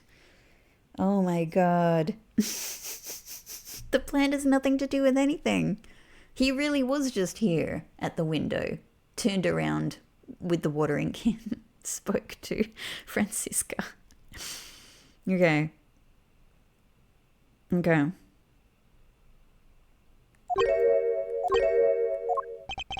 It looks like you still don't get why I came back. Excuse me? You see, the reason I came back is so that I could sink my fangs into your wrinkly old neck. From the very beginning, my real target has been you. Yeah, Lang, I don't even care if you're lying. Good on you. What? Agent Lang, I demand an explanation. He's a smart cookie. Mostly. Sorry sis, I didn't mean to put you through all that. I knew you were innocent from the very beginning. You did? I knew that this whole incident had been meticulously planned and prepared for. I love this music. I think this is my favorite music in the whole game. It's so good. So naturally, the occupant of this room, Ambassador Alba, seemed the most suspicious. But without the ambassador's permission, we couldn't get in to take another look around. Ah, so that's why you put on this big show to accuse Francisco of the murder. Now that's a clever plan. Using Francisco as the bait, you were able to gain us entry and investigative rights. Yeah, if I hadn't done that, I doubt the ambassador would have given you okay to poke around. So that's what all this was about. Very well, I will forgive you.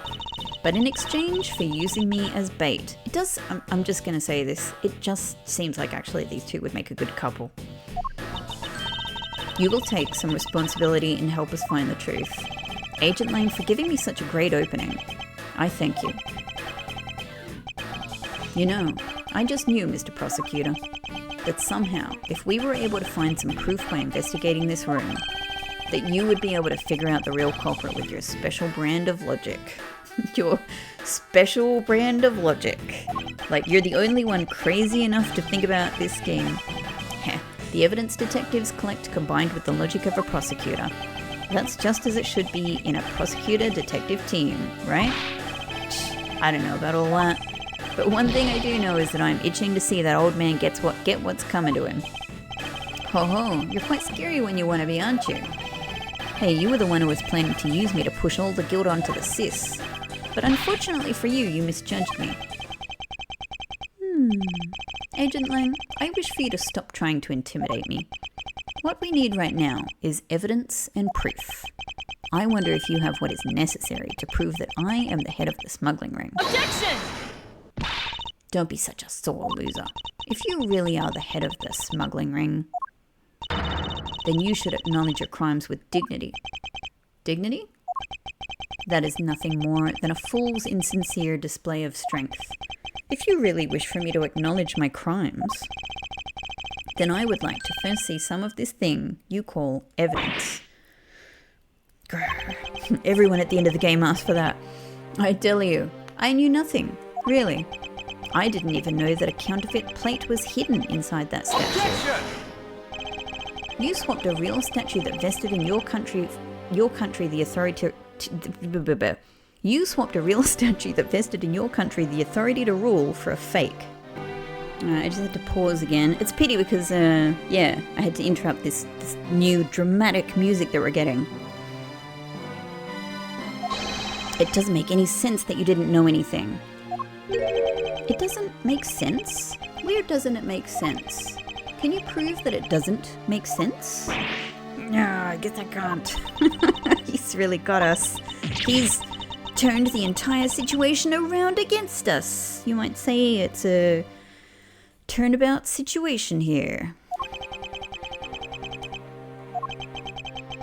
The proof that Interpol has been after, which points to this man as the ringleader. If we can somehow find that proof now, then we can see to it that justice is finally served. Is there nothing I can use to break this case wide open?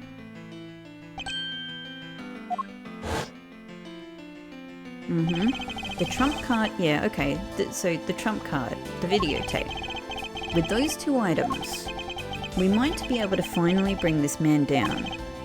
But the card is evidence from a case that Mr. Faraday hid away in secret. And the tape was stolen by Detective Bad from the police. They're both illegal evidence. No matter what, a protector of the law can't be allowed to use such pieces of evidence. Speaking of using fake evidence, needless to say, we Von Karmas are commanded to achieve nothing but victory, and by any means necessary. Don't listen to them, Edgeworth. You need to have some dignity. You need to have integrity. Integrity is what I mean. The only way to bring someone to that, like that to justice was to do so outside of the courts. That's what we thought at the time. I no longer follow the path of Manfred von Karma. Very good. And I won't follow the path of the Yatagarasu. This leaves me with what? What creed will I believe in? If I want to pursue the truth, then I will sully my hands in illegality. And if I want to pursue justice, then I will lose the truth.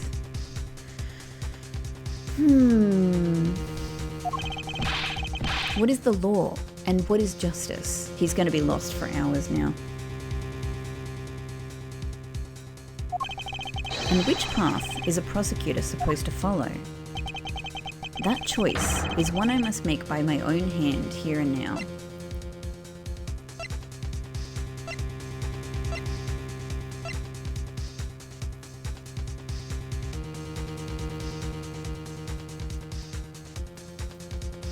But I guess, like, it's all we got nothing else.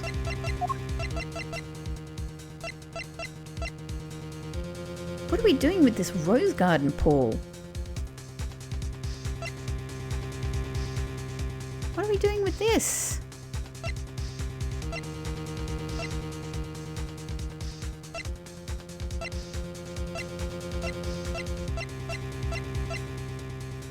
Like, this has nothing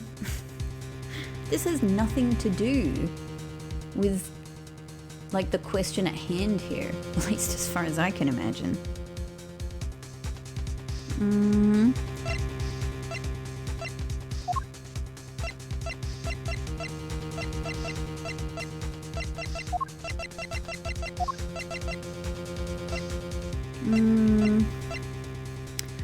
Evidence from KG8. Card containing orders from the boss of smuggling ring to Cochin. Like, this, obviously, this is here to be used, and it has some kind of text on it. That is probably... I don't even know if we've seen this text before, but I mean, we have a couple of foreign languages, you know, at play here. Okay, so we can go to both of those scenes. Yeah, and here we have the car. I mean, if this could be anyone, it doesn't necessarily mean it's Alba. It's just the car. It shows that the embassy is involved.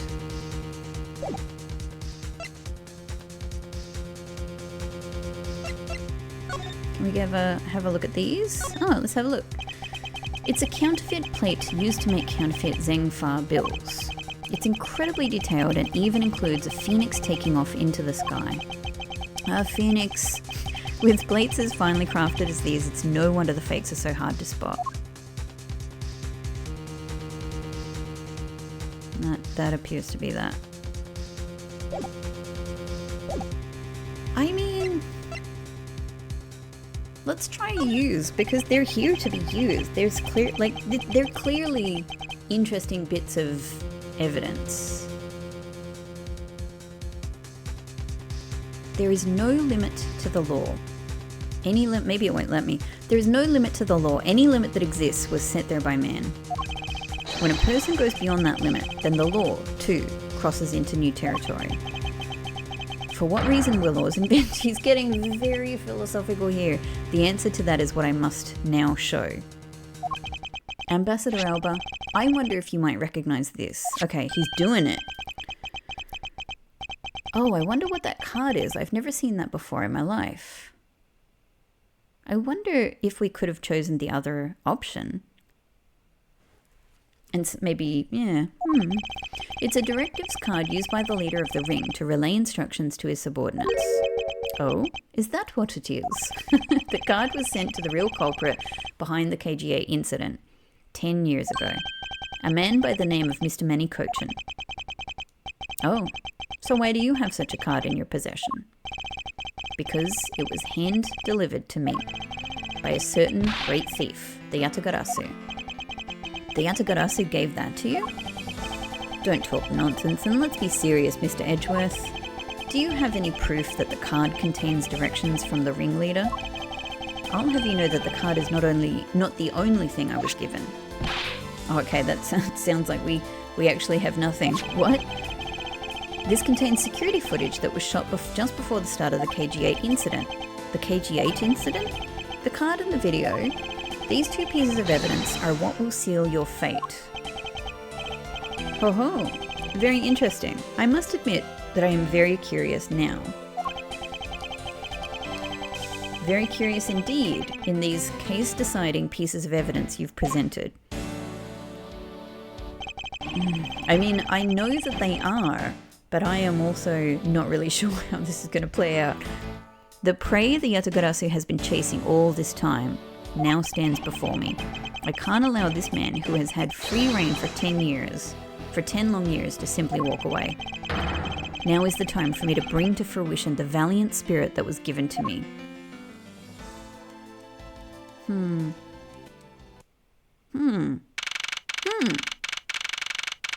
God, it's 1:34 a.m. now. So what is this interesting thing that you wanted to show me? Alright, we're going to look at the video. The trump card and the videotape. These two pieces of evidence together make for the ultimate hand.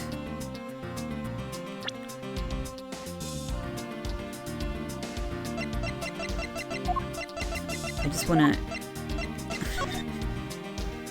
So I can't look at anything more than what I can see here. We have a language I don't understand. We have the blood of I think this was meant to be CCU, right?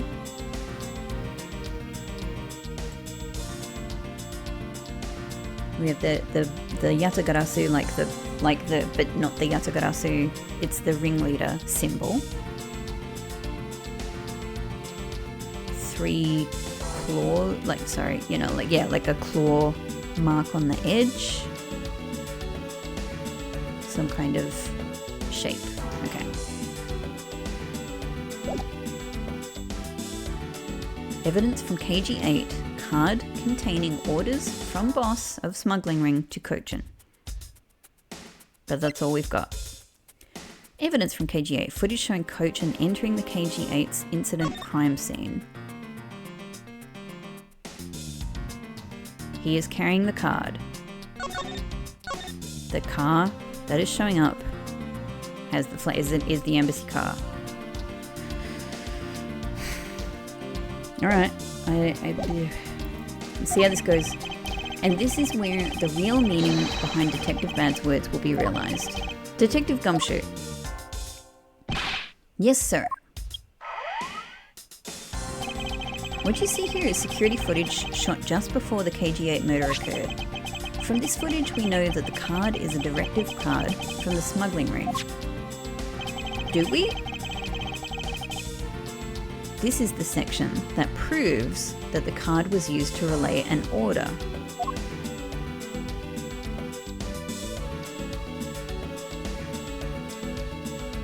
What? This is the section? The section? What do you mean?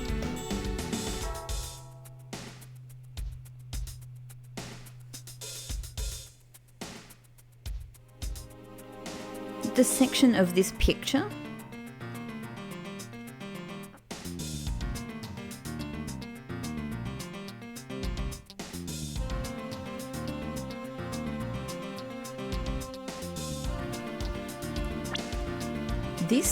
From this footage, we know that the card is a directives card from the smuggling ring.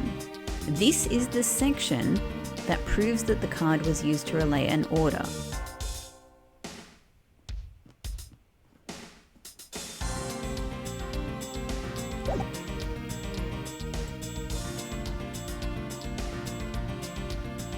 I don't know what you mean. You just literally mean that he's holding the card. I thought that was apparent. I didn't know what else. Okay, it's just that he's holding the card. He's holding the card in his right hand. I see. The killer is indeed holding a card with the exact same design on it. But that card and the one you have, just because they look the same, doesn't mean that they are, does it now? To be honest, even if they are, I don't really understand the implications. But there is a very easy way for me to prove that they are, in fact, the one and the same. All we have to do is simply take a look at this.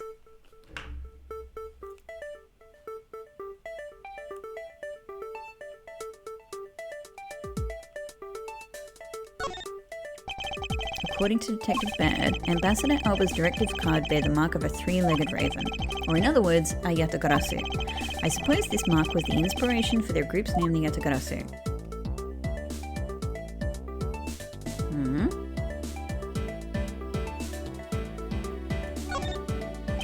A section of the text has been obscured by blood, but it's clear the writing is Kodopian. Okay. According to Detective Bad, silence CCU is what is written here, along with the method to be used and where she lived. Oh, okay. At first I was like, wow, that's a lot of text for the information they're saying, but actually it's very little text for what they're saying. The evil intent displayed in this writing will not go unpunished.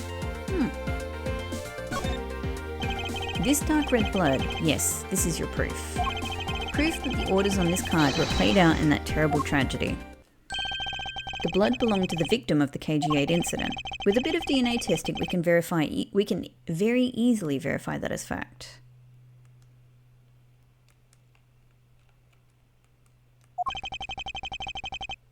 Oh, it just paused there for a bit. If you have no objections, then I'd like for you to take a look at this next piece of footage. Maybe my controller just kind of had a little think there. This car that passed by in front of the victim's apartment building, it's an official Kodopian government car. What?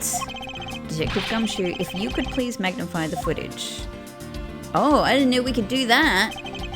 This area of the footage directly links the smuggling ring with Kodopia. Well, it's already the flag on the car, isn't it? All right. Well, we can obviously see this here, and I suppose that, like, to be honest, I can't see it well, but it's obviously going to be something to do with Kodopia. Take that! This section will make it all clear to us. You must be very no. If you continue presenting completely, well, hang on. What do you? I'm afraid your investigation may fall apart. Perhaps it is time for you to retire. Wait! But I was so sure it was this area. Alright, Focus Miles. The area I should be pointing out is definitely here. This area of the footage directly links the smuggling ring with Kodopia. So this is the only other, like, conspicuous thing. But I just pointed to the card. We know he has the card. The shape of this pocket and the directives card in it. It tells us that without a doubt this person in the car is Mr. Cochin. I thought that was rather obvious, but okay. The license plate on the car was also captured by the security camera, and with it we can easily find out who was sitting in the car on that day 10 years ago. Well, I mean, you can have a go at guessing it, but the license plate registry doesn't tell you who was actually in the car. Which is why I can say with confidence that you were riding in the car on that day. No. Oh, okay, he's convinced by that. he's convinced. Ha. Ooh, alright. Oh, okay, he's been brought down. Oh, there's his, dang, he's come alive. Okay, he's come alive, but his neck doesn't look healthy.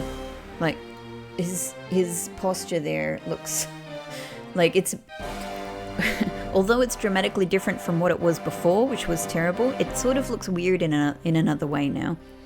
You've done well, boy, to make it this far. Oh god. But this isn't his final form, I guess that's what I'm reading. However, about your claim that I was riding in the car at the time, that's going to be mighty difficult to prove. Well, I can see your badge. I can see your badge. That's what I was trying to point out. How so? The principality. Oh, he's angry. The principality of Kodopia no longer exists. So naturally, all records from that time period also no longer exist. Really? You didn't preserve any historical records? That arrogance. What he really means is he's already erased all traces of them. He's pointing towards the badge. Thanks for the hint. Are we finished here, boy? The only weapon I have left to me now is this piece of footage. Okay, this time I can point to the badge. There must be something on here I can use against him. It's Take this. that! I was trying to tell you. What the? Ambassador Alba. Yes, what is it? You were once an army man in the service of Cadopia, and it was you who made the many missions you participated in success, correct? Why the sudden backhanded praises, boy? Although, to be sure, the brilliant medals on my breast were awarded to me during the era of Cadopia. But now I am the only... Oh my god, Guy, stop talking. Stop talking, you fool. I'm the only one who owns this particular medal. In that case, the only person it could be who is sitting in this car is you. How do you figure that? You fool. By the medal captured here in this footage, it is clearly the same exact medal as the one on your chest. What? Oh my god. Oh my god. Guy, what has happened to your face? He's dead. We've killed him. Jesus. Wow. That was an actual horror film. That was amazing. This is how it will be, but I won't look back. For this is the path that I have chosen. Grrr. You've moved me with your devotion to this case, Mr. Edgeworth. Why is he taking such an arrogant stance with me? It's almost looking possible, isn't it? Oh my god. For the lot of you to have come this far, it looks like I just might lose our little game this time. You might lose the game this time. You don't get another round, Mr. Ambassador. Is that a fact? Very well. I've decided to confess and admit my guilt. You're going to confess? And I will accept whatever punishment that may come as a result. What the? Regarding the Damask 2 murder, I admit it. I did it out of self-defense. You're claiming it was justified self-defense? Damask 2 attacked me, and I felt that my life was in danger. If I hadn't done what I did, I might be the one you found dead instead of him. Ha ha ha. What a pathetic performance.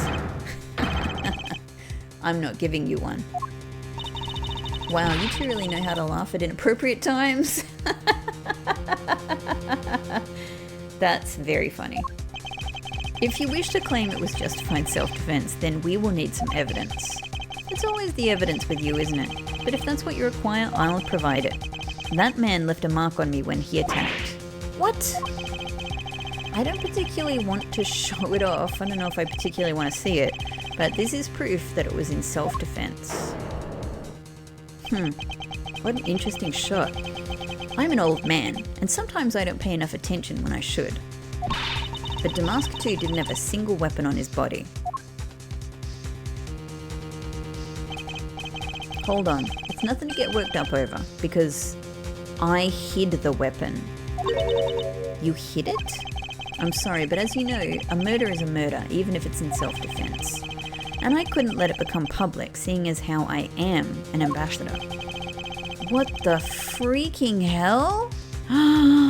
This is the weapon you seek, my special bonsai trimming shears.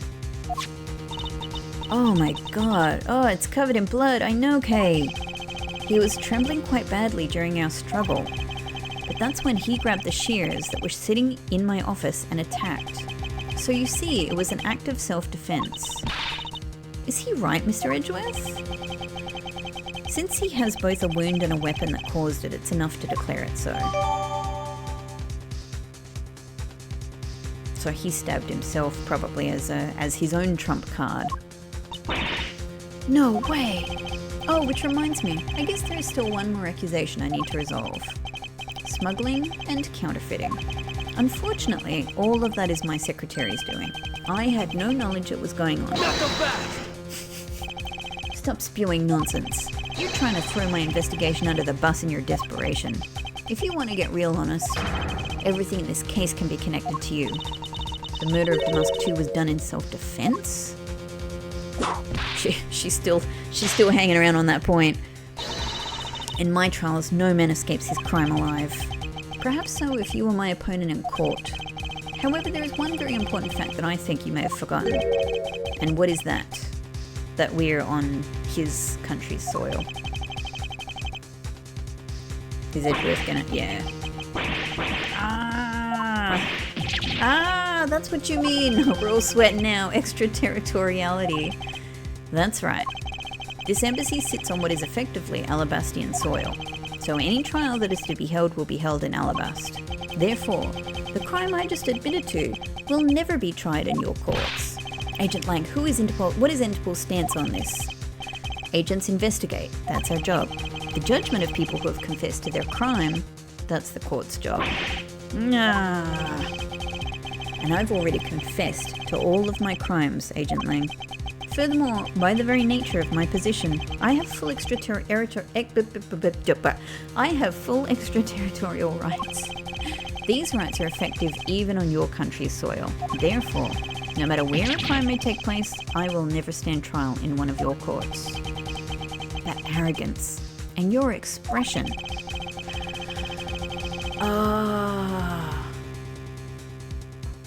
But could it be that our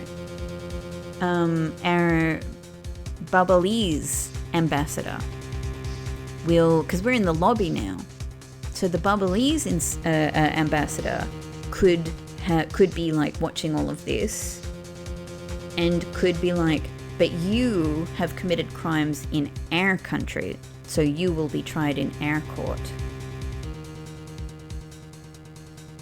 Maybe.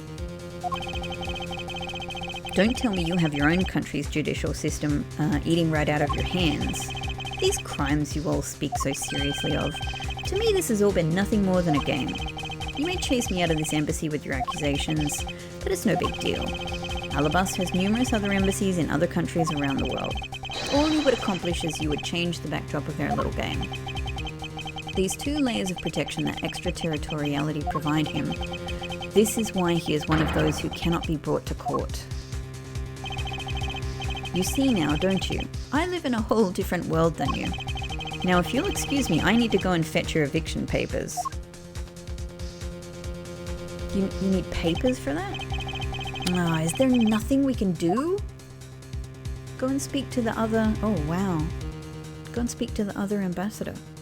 Like, he'll want to get this guy.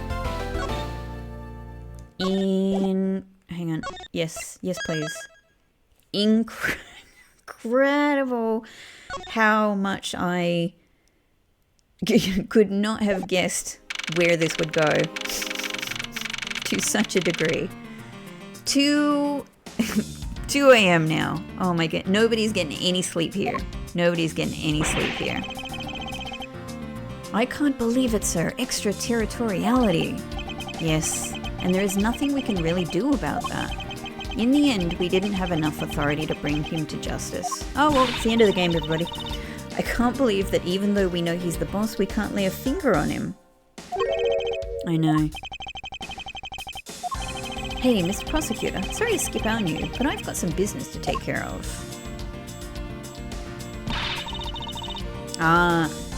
He's gonna go to the other ambassador. He's walking in that direction. Yep. If we can't even give an evil guy like him a slap on the wrist, then what the heck were laws created for? What good are they? She's getting a lesson. If the law can't help us, then I'll go as the Yarakarasu and take care of this myself. Don't you dare. Oh, Edgeworth, she's gonna do it anyway, Mr. Edgeworth. Sorry, that was a bit too harsh. I know how you feel, sir. We're trying to take on an ambassador after all, and he did tell us earlier to get out of the theatre. This is kind of their country, I guess. But I feel like I've been slapped across the face for just doing my job. What am I going to do? Should I retreat for now and formulate a better plan of attack? Come on everyone, we can't give up yet! Okay! I mean, it is time for her to sort of play a role in this. I want you to think about something for a sec. We've never let up for even a second, and as long as we don't stop investigating, we might find the rotten treasure hidden here. Yeah, but how... Yeah. I really like this music as well. It reminds me a little bit of some very cool music from Paper Mario. I think I might have said this. From the, what is it called? The Paper Mario Origami King game. We might find the rotten treasure hidden here. Shh, she's right. Come on, Mr. Edgeworth. You're right, Kay. Very well. Let us reopen the investigation and see what we find. Come on, Kay. But I don't know if investigating is going to solve the problem of authority here. Right behind you. Okay, then I'll go check out Babal a bit more, sir. Oh my god. And I have something that I need to investigate further in Alabast. I mean, I can't believe how far we've come. I was really thinking that we're at endgame, but no. Because we haven't even done anything with these. I mean, I'm calling it the Tabik, but you know, it's just the bit of the knife. The whole water dynamic hasn't even come up yet. Okay, so that bit was kind of all about the plant and the wire. All right, this has got to be about the fountain and the knife thingy. This is just nuts. And I have something that I need to investigate further in Alabast. Okay. Can't believe that guy left us alone to get papers. Now then, before I gather any more information, I should do a bit of housekeeping. Oh, again! Passion flowers data erased from my organizer. Ambassador Alba seemed agitated over something. I sense there is something he doesn't want us to investigate. Yeah? I wonder why. There are two special circumstances that surround the ambassador. First, the embassy itself has extraterritorial rights. If something happens on Alabastian soil, we are unable to legally prosecute him. Yeah, but Babalese soil. Cool. Sounds like embassies are the perfect place to steal whatever you want. And murder Damask to run a smuggling operation and make counterfeit bills, apparently. But I thought all the counterfeiting was done by Mr. Cochin in Babal. Yes, he apparently used the embassy's... he used the embassy's coupon printing press to do it. Okay. Can we go and see the printing press? But it's the same story over there anyway. Babal also has extraterritorial rights. Yeah, but they hate each other. So we just pit them against each other. Which brings me to my next point, the ambassador's extraterritorial rights. Those rights are effective even in our own country. Really? No matter what happens, he can never be tried in our courts. He retains some very special rights indeed. Basically, no matter what wrongs he may commit, we can't bring him to trial here. So I guess we really don't stand a chance, do we? She's already given up. After... We were already at that point before and she's like, come on guys, let's get going. But we explained it like clearly one more time and she's like, oh, we're fucked. We might stand a chance if we can somehow nullify either one of his special rights. So it's got to be about like implicating him on Babalese soil, I think. Hello? Hello, and welcome to the Embassy of Babal. I'm sorry, but I don't really need to enter your country at... Oh, I thought I did. Right now, for a limited time here at the Babalese Embassy, we're offering the very special experience, the terrifying fire's ashes to... So how about it? Shall I sign you up? We're fine, thanks. We haven't investigated. I thought that that's where we were going to investigate. Let's look at this picture. This is amazing. Oh, is this going to be... Oh, is this going to... There it is. Okay, so this picture is... Is it everything or is it just something? This has the missing... So I thought that that was from... Hang on, I'm not finishing my sentence, but you know, all right. So right in the middle of the flowers there is something that is missing the section. It's the flower decoration that's missing the section that we have. But I mean, it's this. Like, it's literally this. So the knife is in there. That has to be the implication. That's the top of the knife. That is the top of the knife. In the bouquet. Why? Why would you do that? That is crazy. This was taken just before the two ambassadors gave their bouquets to the Steel Samurai.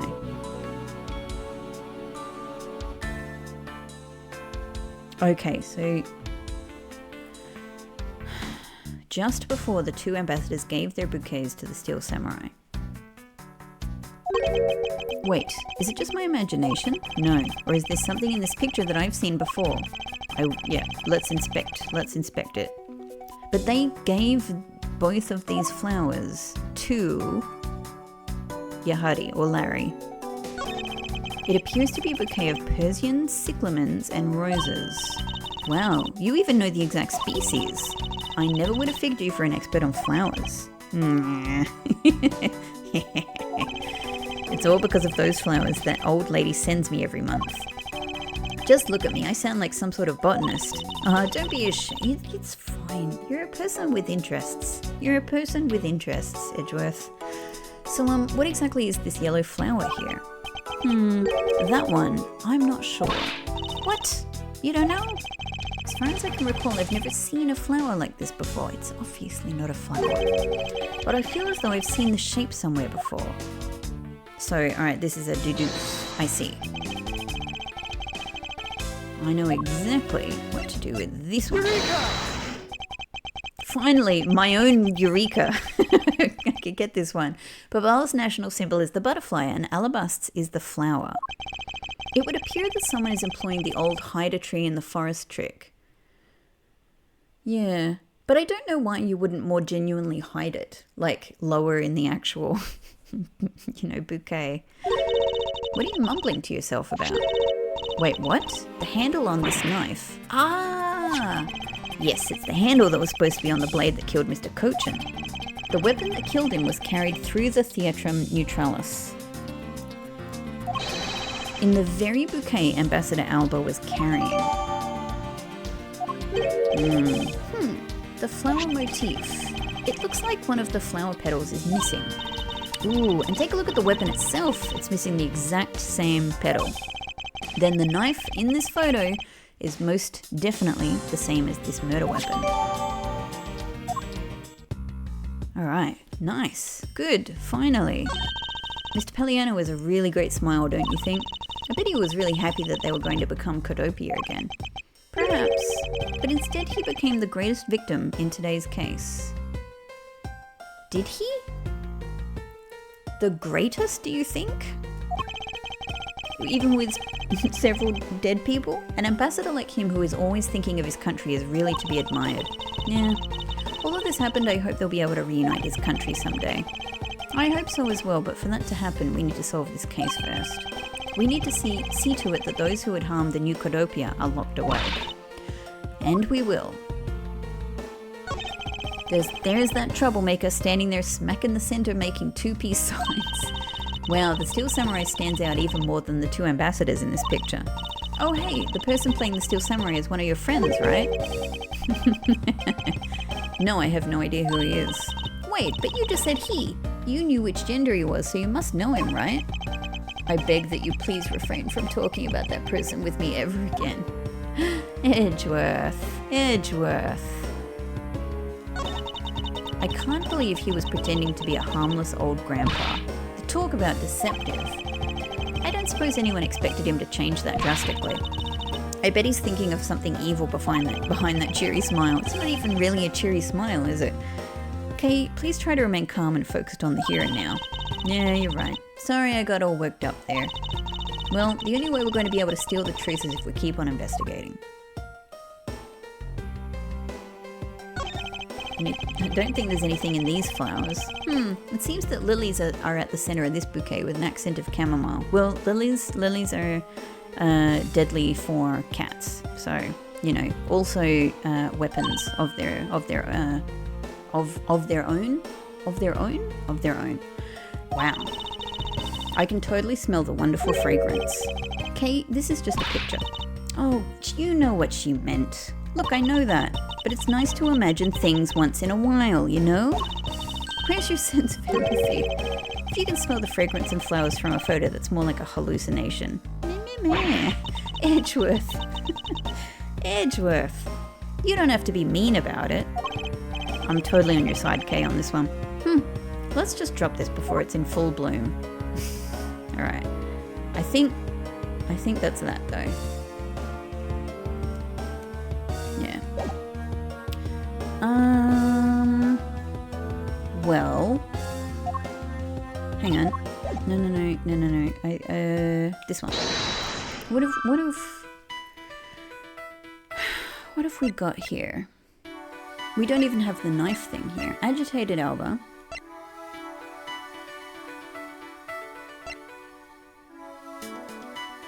Renovations. Like, could it possibly be this? No. Alright. Whoops. Renovations from top to bottom. I don't know. I don't think anything is obvious enough yet. So we can't go in there. Can we go in here? On the orders of that, no one is allowed into Alabast. But I thought a lady with a whip passed through here not too long ago. She is from Interpol and had the proper paperwork. So while I was reluctant, I had to let her in. Sounds like Francisca, all right. Besides, if I didn't, that whip of hers. Yep, definitely Francisca. Alright, so we can't go in either embassy. Can I leave? Can we go somewhere else? Well, hang on. We're looking at the actual bouquets here. These flowers were sent by Global Studio. Oh, no, we're not. That's where they film Steel Samurai. No, yeah, okay. This is the same as before. It's okay. If you have nothing new, I've read this already. I've read this. Monkey. Fan. Alright. Maybe it is talking to Kay. Kay. Oh, hang on. It's this button, isn't it? Yes? We've come too far to give up. We must expose Ambassador Alba's misdeeds. Yes, of course. And we've got to find a way to steal the truth and get it out there, for my father's sake. Yes, and we will. The reason for Ambassador Alba's nervousness must still be here somewhere. Furthermore, I need to pin down exactly what happened in here. I'll start by thoroughly examining this... Oh. So, there is something still in here. Oh, no. Hang on, have I missed something that's still in this picture?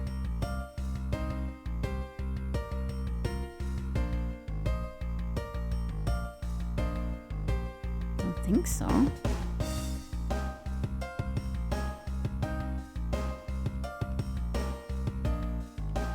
No? I think we've looked at everything.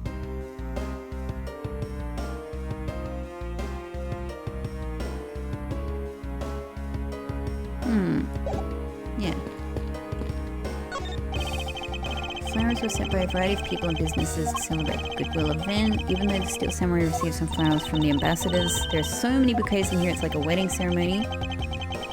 I believe the flowers for those are a slightly different reason.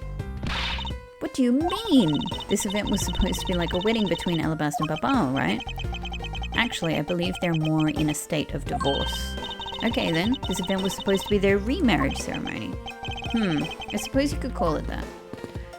Alright, so it's not that. What on earth? Like out the window? It's a backdrop they used in the Steel Samurai stage show today. I loved the climax of that show. Steel Samurai Sushi Slash. That was the first time I'd seen that special move. But well, the Jammer Ninja stage show's climax was much better, of course. Oh, is that a fact? That scene where he sang for Princess Masola and gave her those hair sticks? I could totally feel the love there in my heart. Perhaps the Jammer Ninja is more than is just more popular with female audiences. Okay.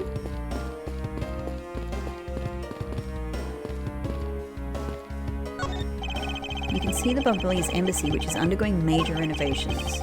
From room expansions to garden upkeep, it looks like a lot of construction is going on. Mr. Paliano said that all this work is really hard on him. He said that since Mr. Cochin passed away, that maybe I could work part-time for him. She got real chummy with that ambassador. Yeah, which I still don't understand. I still don't understand. What can I say? I just have a good nose for money.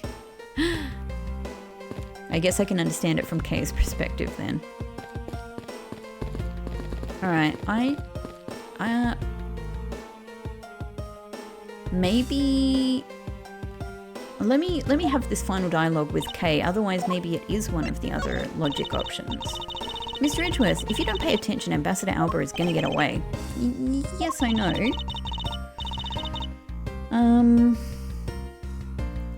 Now hurry up and do that swing thing you always do. I have no idea what you're talking about. What? You don't? Oh, come on, you know what I'm talking about. That thing you do. Are you talking about logic? Oh, so you're just telling me to use the logic. Yes, that's it. So hurry up and let's swing already. Alright. To be honest, okay. It's been a bit hard to connect everything up until now by just looking. However, I should be able to piece things together if I take another look at my leads. Okay, alright. Loud and clear, game. Loud and clear.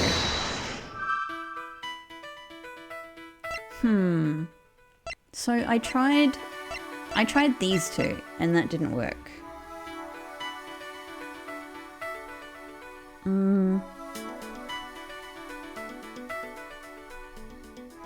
I guess renovate, like maybe it's just the renovations. I don't know, it's all I can think of. Nope. It's not that. How about this one? We know, okay. I genuinely don't know what it is. We know that the counterfeit bills were printed using the embassy's press, but the necessary materials such as the Bubbly's ink and paper must have been hidden in a secure location. But what do you think would have happened if the renovation had begun? Well, he probably had to find a better hiding place. Oh, okay, so the renovation risks uncovering the printing, or the things in the printing press, I guess. Because the printing press itself is fine. Like, that was open that they had that. Right, so we can assume that the renovation was the cause of the plate and bills disposal. Ah. I did not guess that. Excuse me. And the reason Mr. Cochin was killed as the ringleader of the smuggling operation. Based on what we know now, who do you think was the one with the most to gain? You mean the most to gain from killing? I mean, it's Kirkus. It's the one person who has been erasing all evidence of the smuggling operation. From both embassies, the co-conspirator who is mopping up Ambassador Alba. Ambassador Alba had a very strong motive to kill Manny Cochin. Okay, alright, okay. So, that, yeah, well, that's what I would have guessed, but it's the only option. The cause of Ambassador Alba's agitation, the rotten treasure, we may find, and the motive for killing Mr. Cochin. Monsieur said it herself that she didn't kill anyone tonight. If we were to take her words at face value, then the reason for the ambassador's nervousness can only be one thing. He murdered Manny on Bubbly's soil. He didn't want us to discover the real circumstances under which Mr. Cochin was killed. Then you mean Ambassador Alba is the real killer? But I thought the two of them were friends. Maybe they were, but what if Mr. Cochin was the one who first betrayed their friendship? Oh, I get it. Wasn't Mr. Cochin pushing really hard for Mr. Paliano to be ambassador after the reunification? Yeah. Yes, and that was the real reason why he wanted to steal Alabast's Prima Duck statue. So Mr. Cochin hired Damask 2 to go steal it for him, but when Ambassador Alba found out what he was up to, he killed Mr. Cochin? Okay. I don't know how that works out timing-wise. It is definitely a possibility at this point. Those two really were thinking of no one but themselves. The question now is, how did he do it? Ambassador Alba was in Alabast, but Mr. Cochin's body was discovered in Babal, right? Right, and that is what we must solve next. You're asking a lot of me because I'm totally lost. I believe we now understand why Ambassador Alba was so nervous and agitated. Why wouldn't everything that we've just put him through be why he's nervous and agitated? It must have something to do with where Mr. Cochin was killed. I mean, that on that point, it must be, because that's the only thing I can think of that's going to get us out of this. And it does accord with what Callisto said, that she didn't kill anyone tonight. A place where the Alabastian ambassador was likely to meet the Babalese Mr. Cochin. The place where Ambassador Alba happened to have committed the murder is... Well...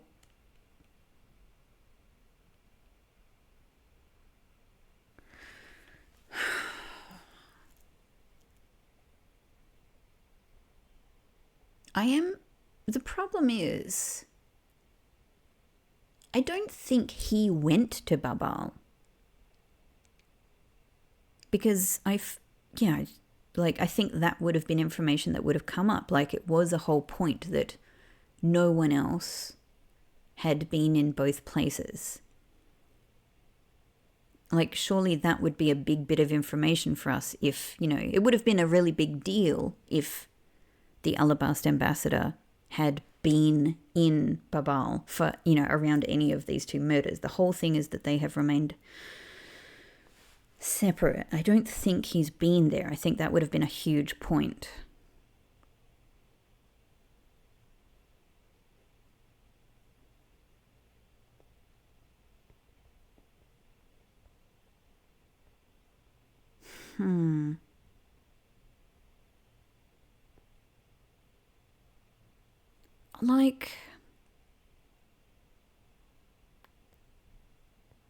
And I suppose by the same logic, Manny was just here. Like, there's nothing saying to us that he went to Alabast. And also the problem with that is it would just be a murder that happened in Alabast. And we need this to be, this needs to be a crime that was committed outside of his own protection, outside of his own territory.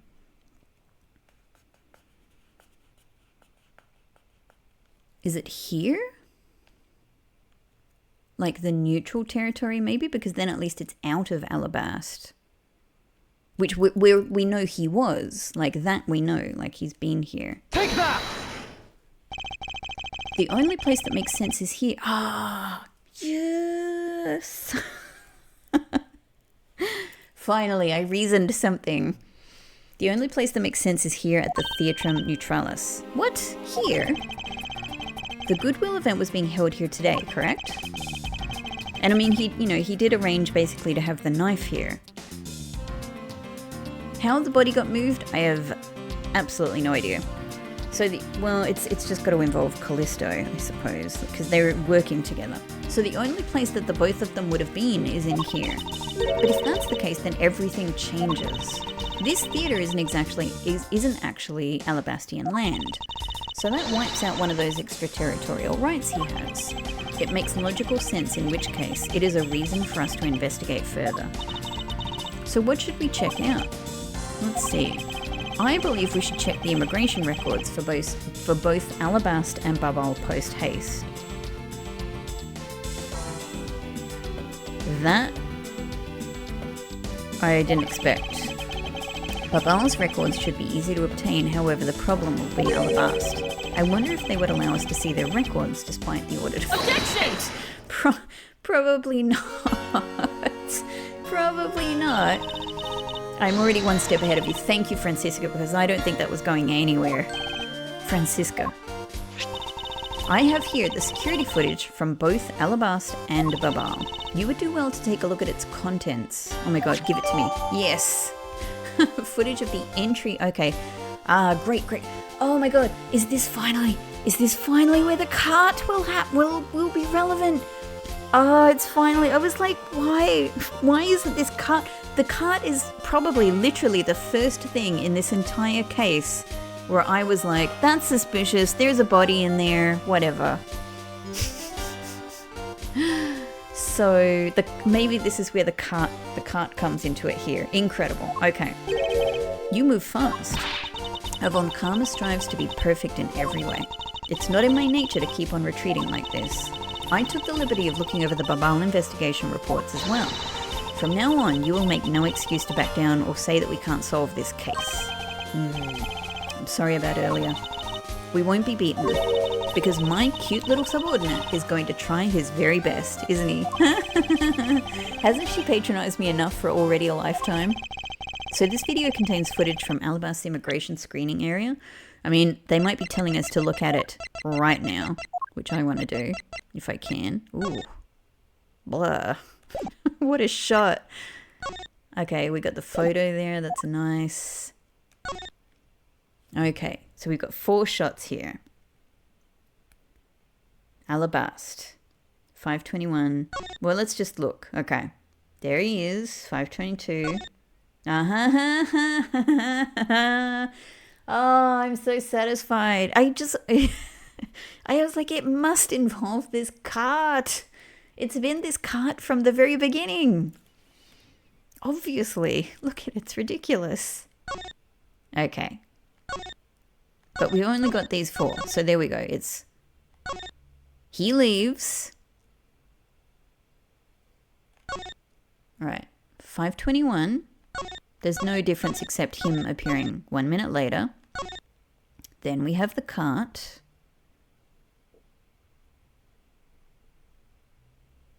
And then this is into Babal. I am surprised about this though, because I do distinctly remember that this cart, when we saw it at the beginning of the game, it was going from Babal to Alabast. So this must be an earlier part. This must be earlier. So Larry must have been bringing the cart back when we saw it at the beginning of the game. But this is when it originally went there. So obviously he could have, at this point, just killed Manny. Well, that said, I mean, if he... No. Because this is going from Alabast to Babal.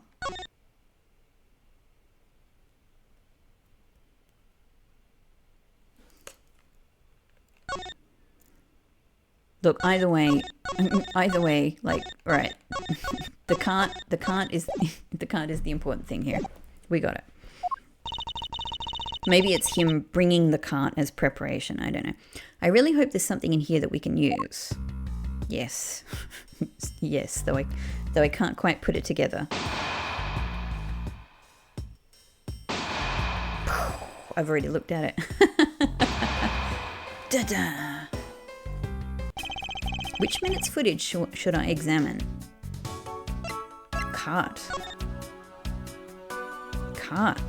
Absolutely, the cart. Doesn't something about this lump's shape strike you as odd? Huh? Isn't it supposed to be this shape? No, there is clearly something odd about the bulge. If only we had the pushcart itself, we could compare and confirm my hunch. Okay. Next, let us check the footage from Babal's security camera. I hope it shows us something good. We only have the one image here, right? Phooey, there wasn't a single sign of a suspicious person or anything. That right there is the contradiction. Huh? Did I miss something? You didn't miss anything, because there was nothing to miss. However, what is missing is the image of Mr. Cochin entering his own country. Good point, good point. But wasn't his body found in Babal? It would appear that the true face of our final puzzle has finally revealed itself.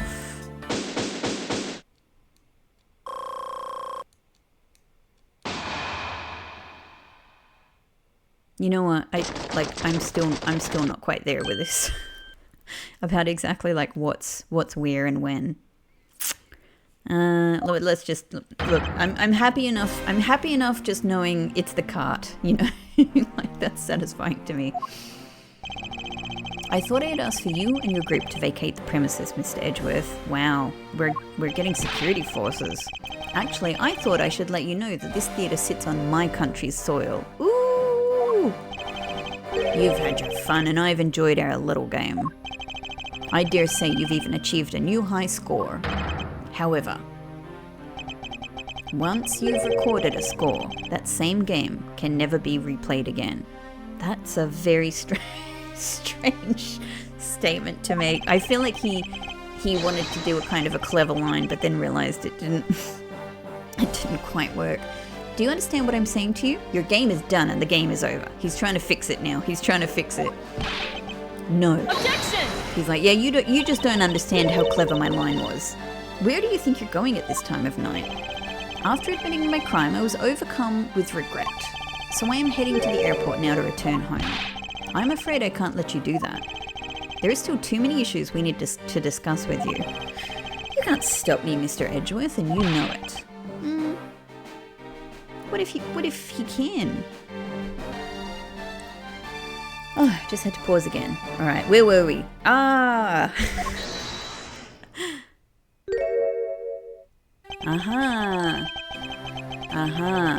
Please, may I have a little bit of your time, Ambassador Alba? Ambassador Paliano. Even just a teeny tiny bit is fine with me. He's gonna soak this moment up. The already strained relationship between our countries is in a precarious situation, you know. Very well. If you insist, I will play just one more round with them and see what they want. Not that they'll get any farther.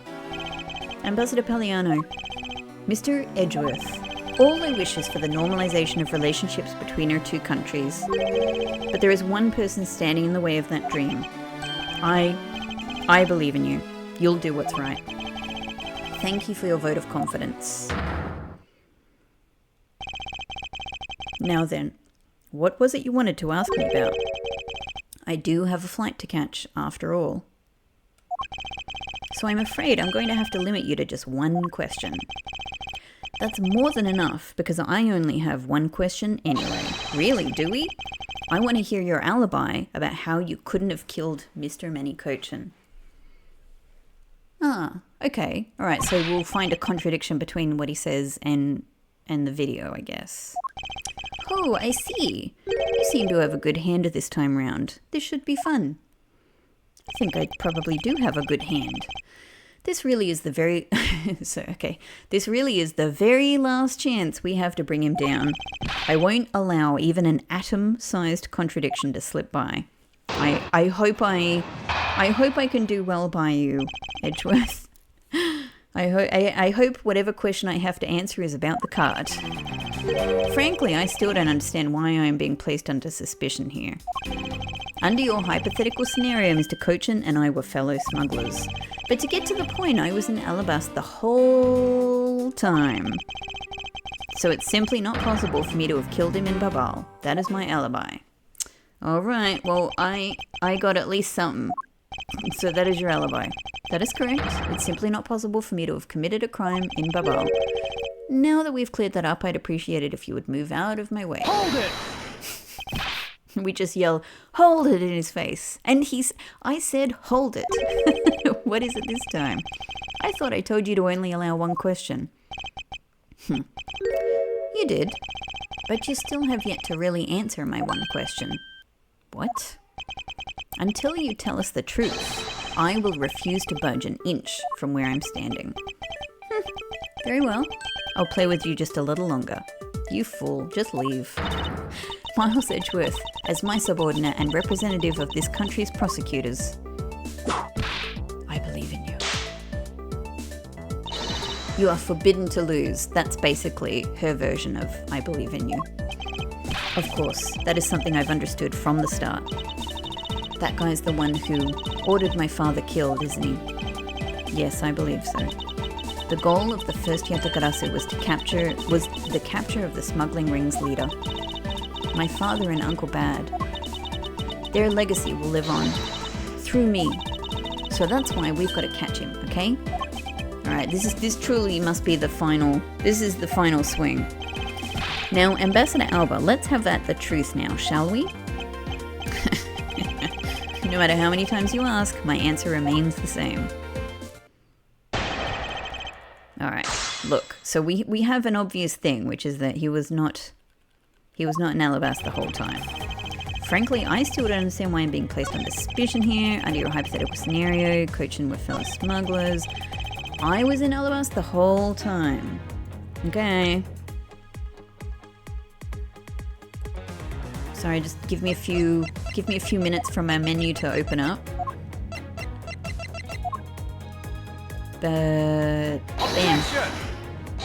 I can't wait to use that cart evidence. This piece of evidence will reveal the whole sad tale to us. Oh, no.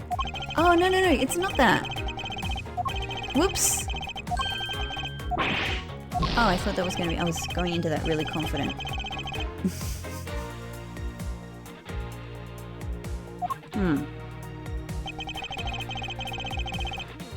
Well, let's press it.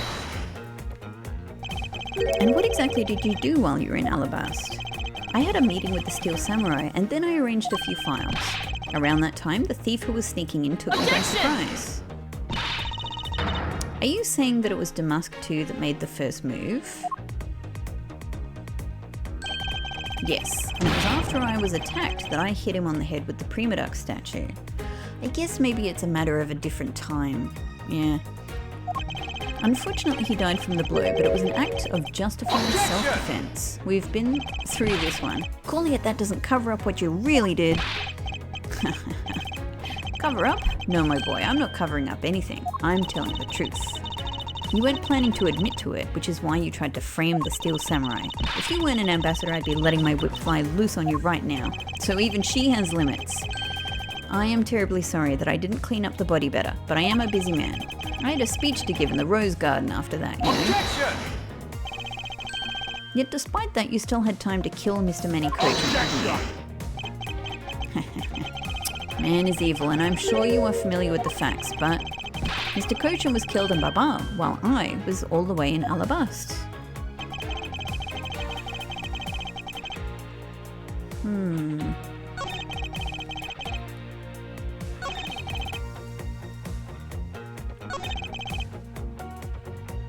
Well, let's just keep pressing. Being the leader of a smuggling ring while taking on the duties of ambassadorship, don't you think that the combination is more than enough reason for suspicion? Then there is the matter of the crossbow arrows and the Prima Duck statues. All of that is nothing more than your flights of fantasy. Or flights of fancy. What do you mean by that? Oh, under your hypothetical scenario, Mr. Kochan and I were fellow smugglers. Hold it! It's not a hypothesis. Earlier, we proved it to be what happened. Well, let's leave that to one side for now, because it doesn't change the fact that I have no motive. Oh?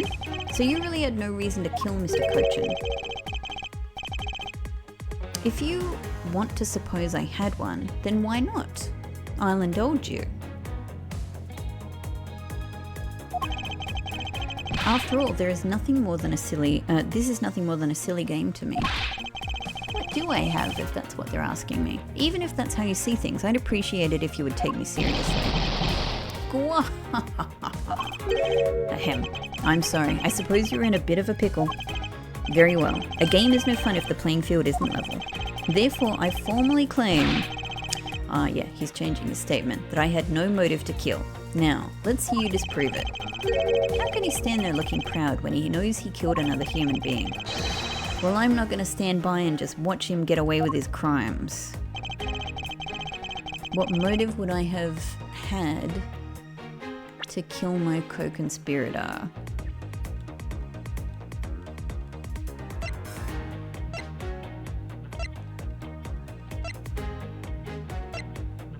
I feel like there's a few angles here. So, right, what counts? Not the cart. It's not the time for the cart. Not the footage. This is not a motive.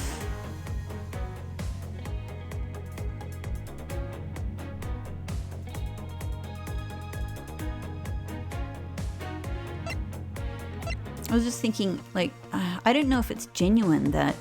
I mean, we know it's genuine that the thief went in there. I don't know if it's genuine that he was stabbed or if he stabbed himself.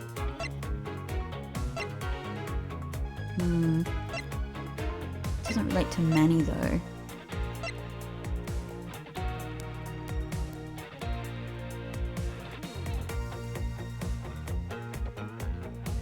I mean, just because of the historical... the KG8 incident?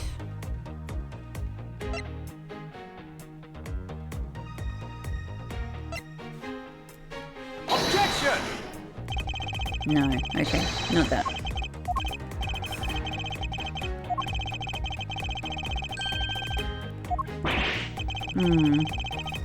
Yeah, it's okay. Well, still, but I don't know what would be stronger than that. So, alright, it's only things that relate to Manny. How about being stabbed then? How about being stabbed, old man?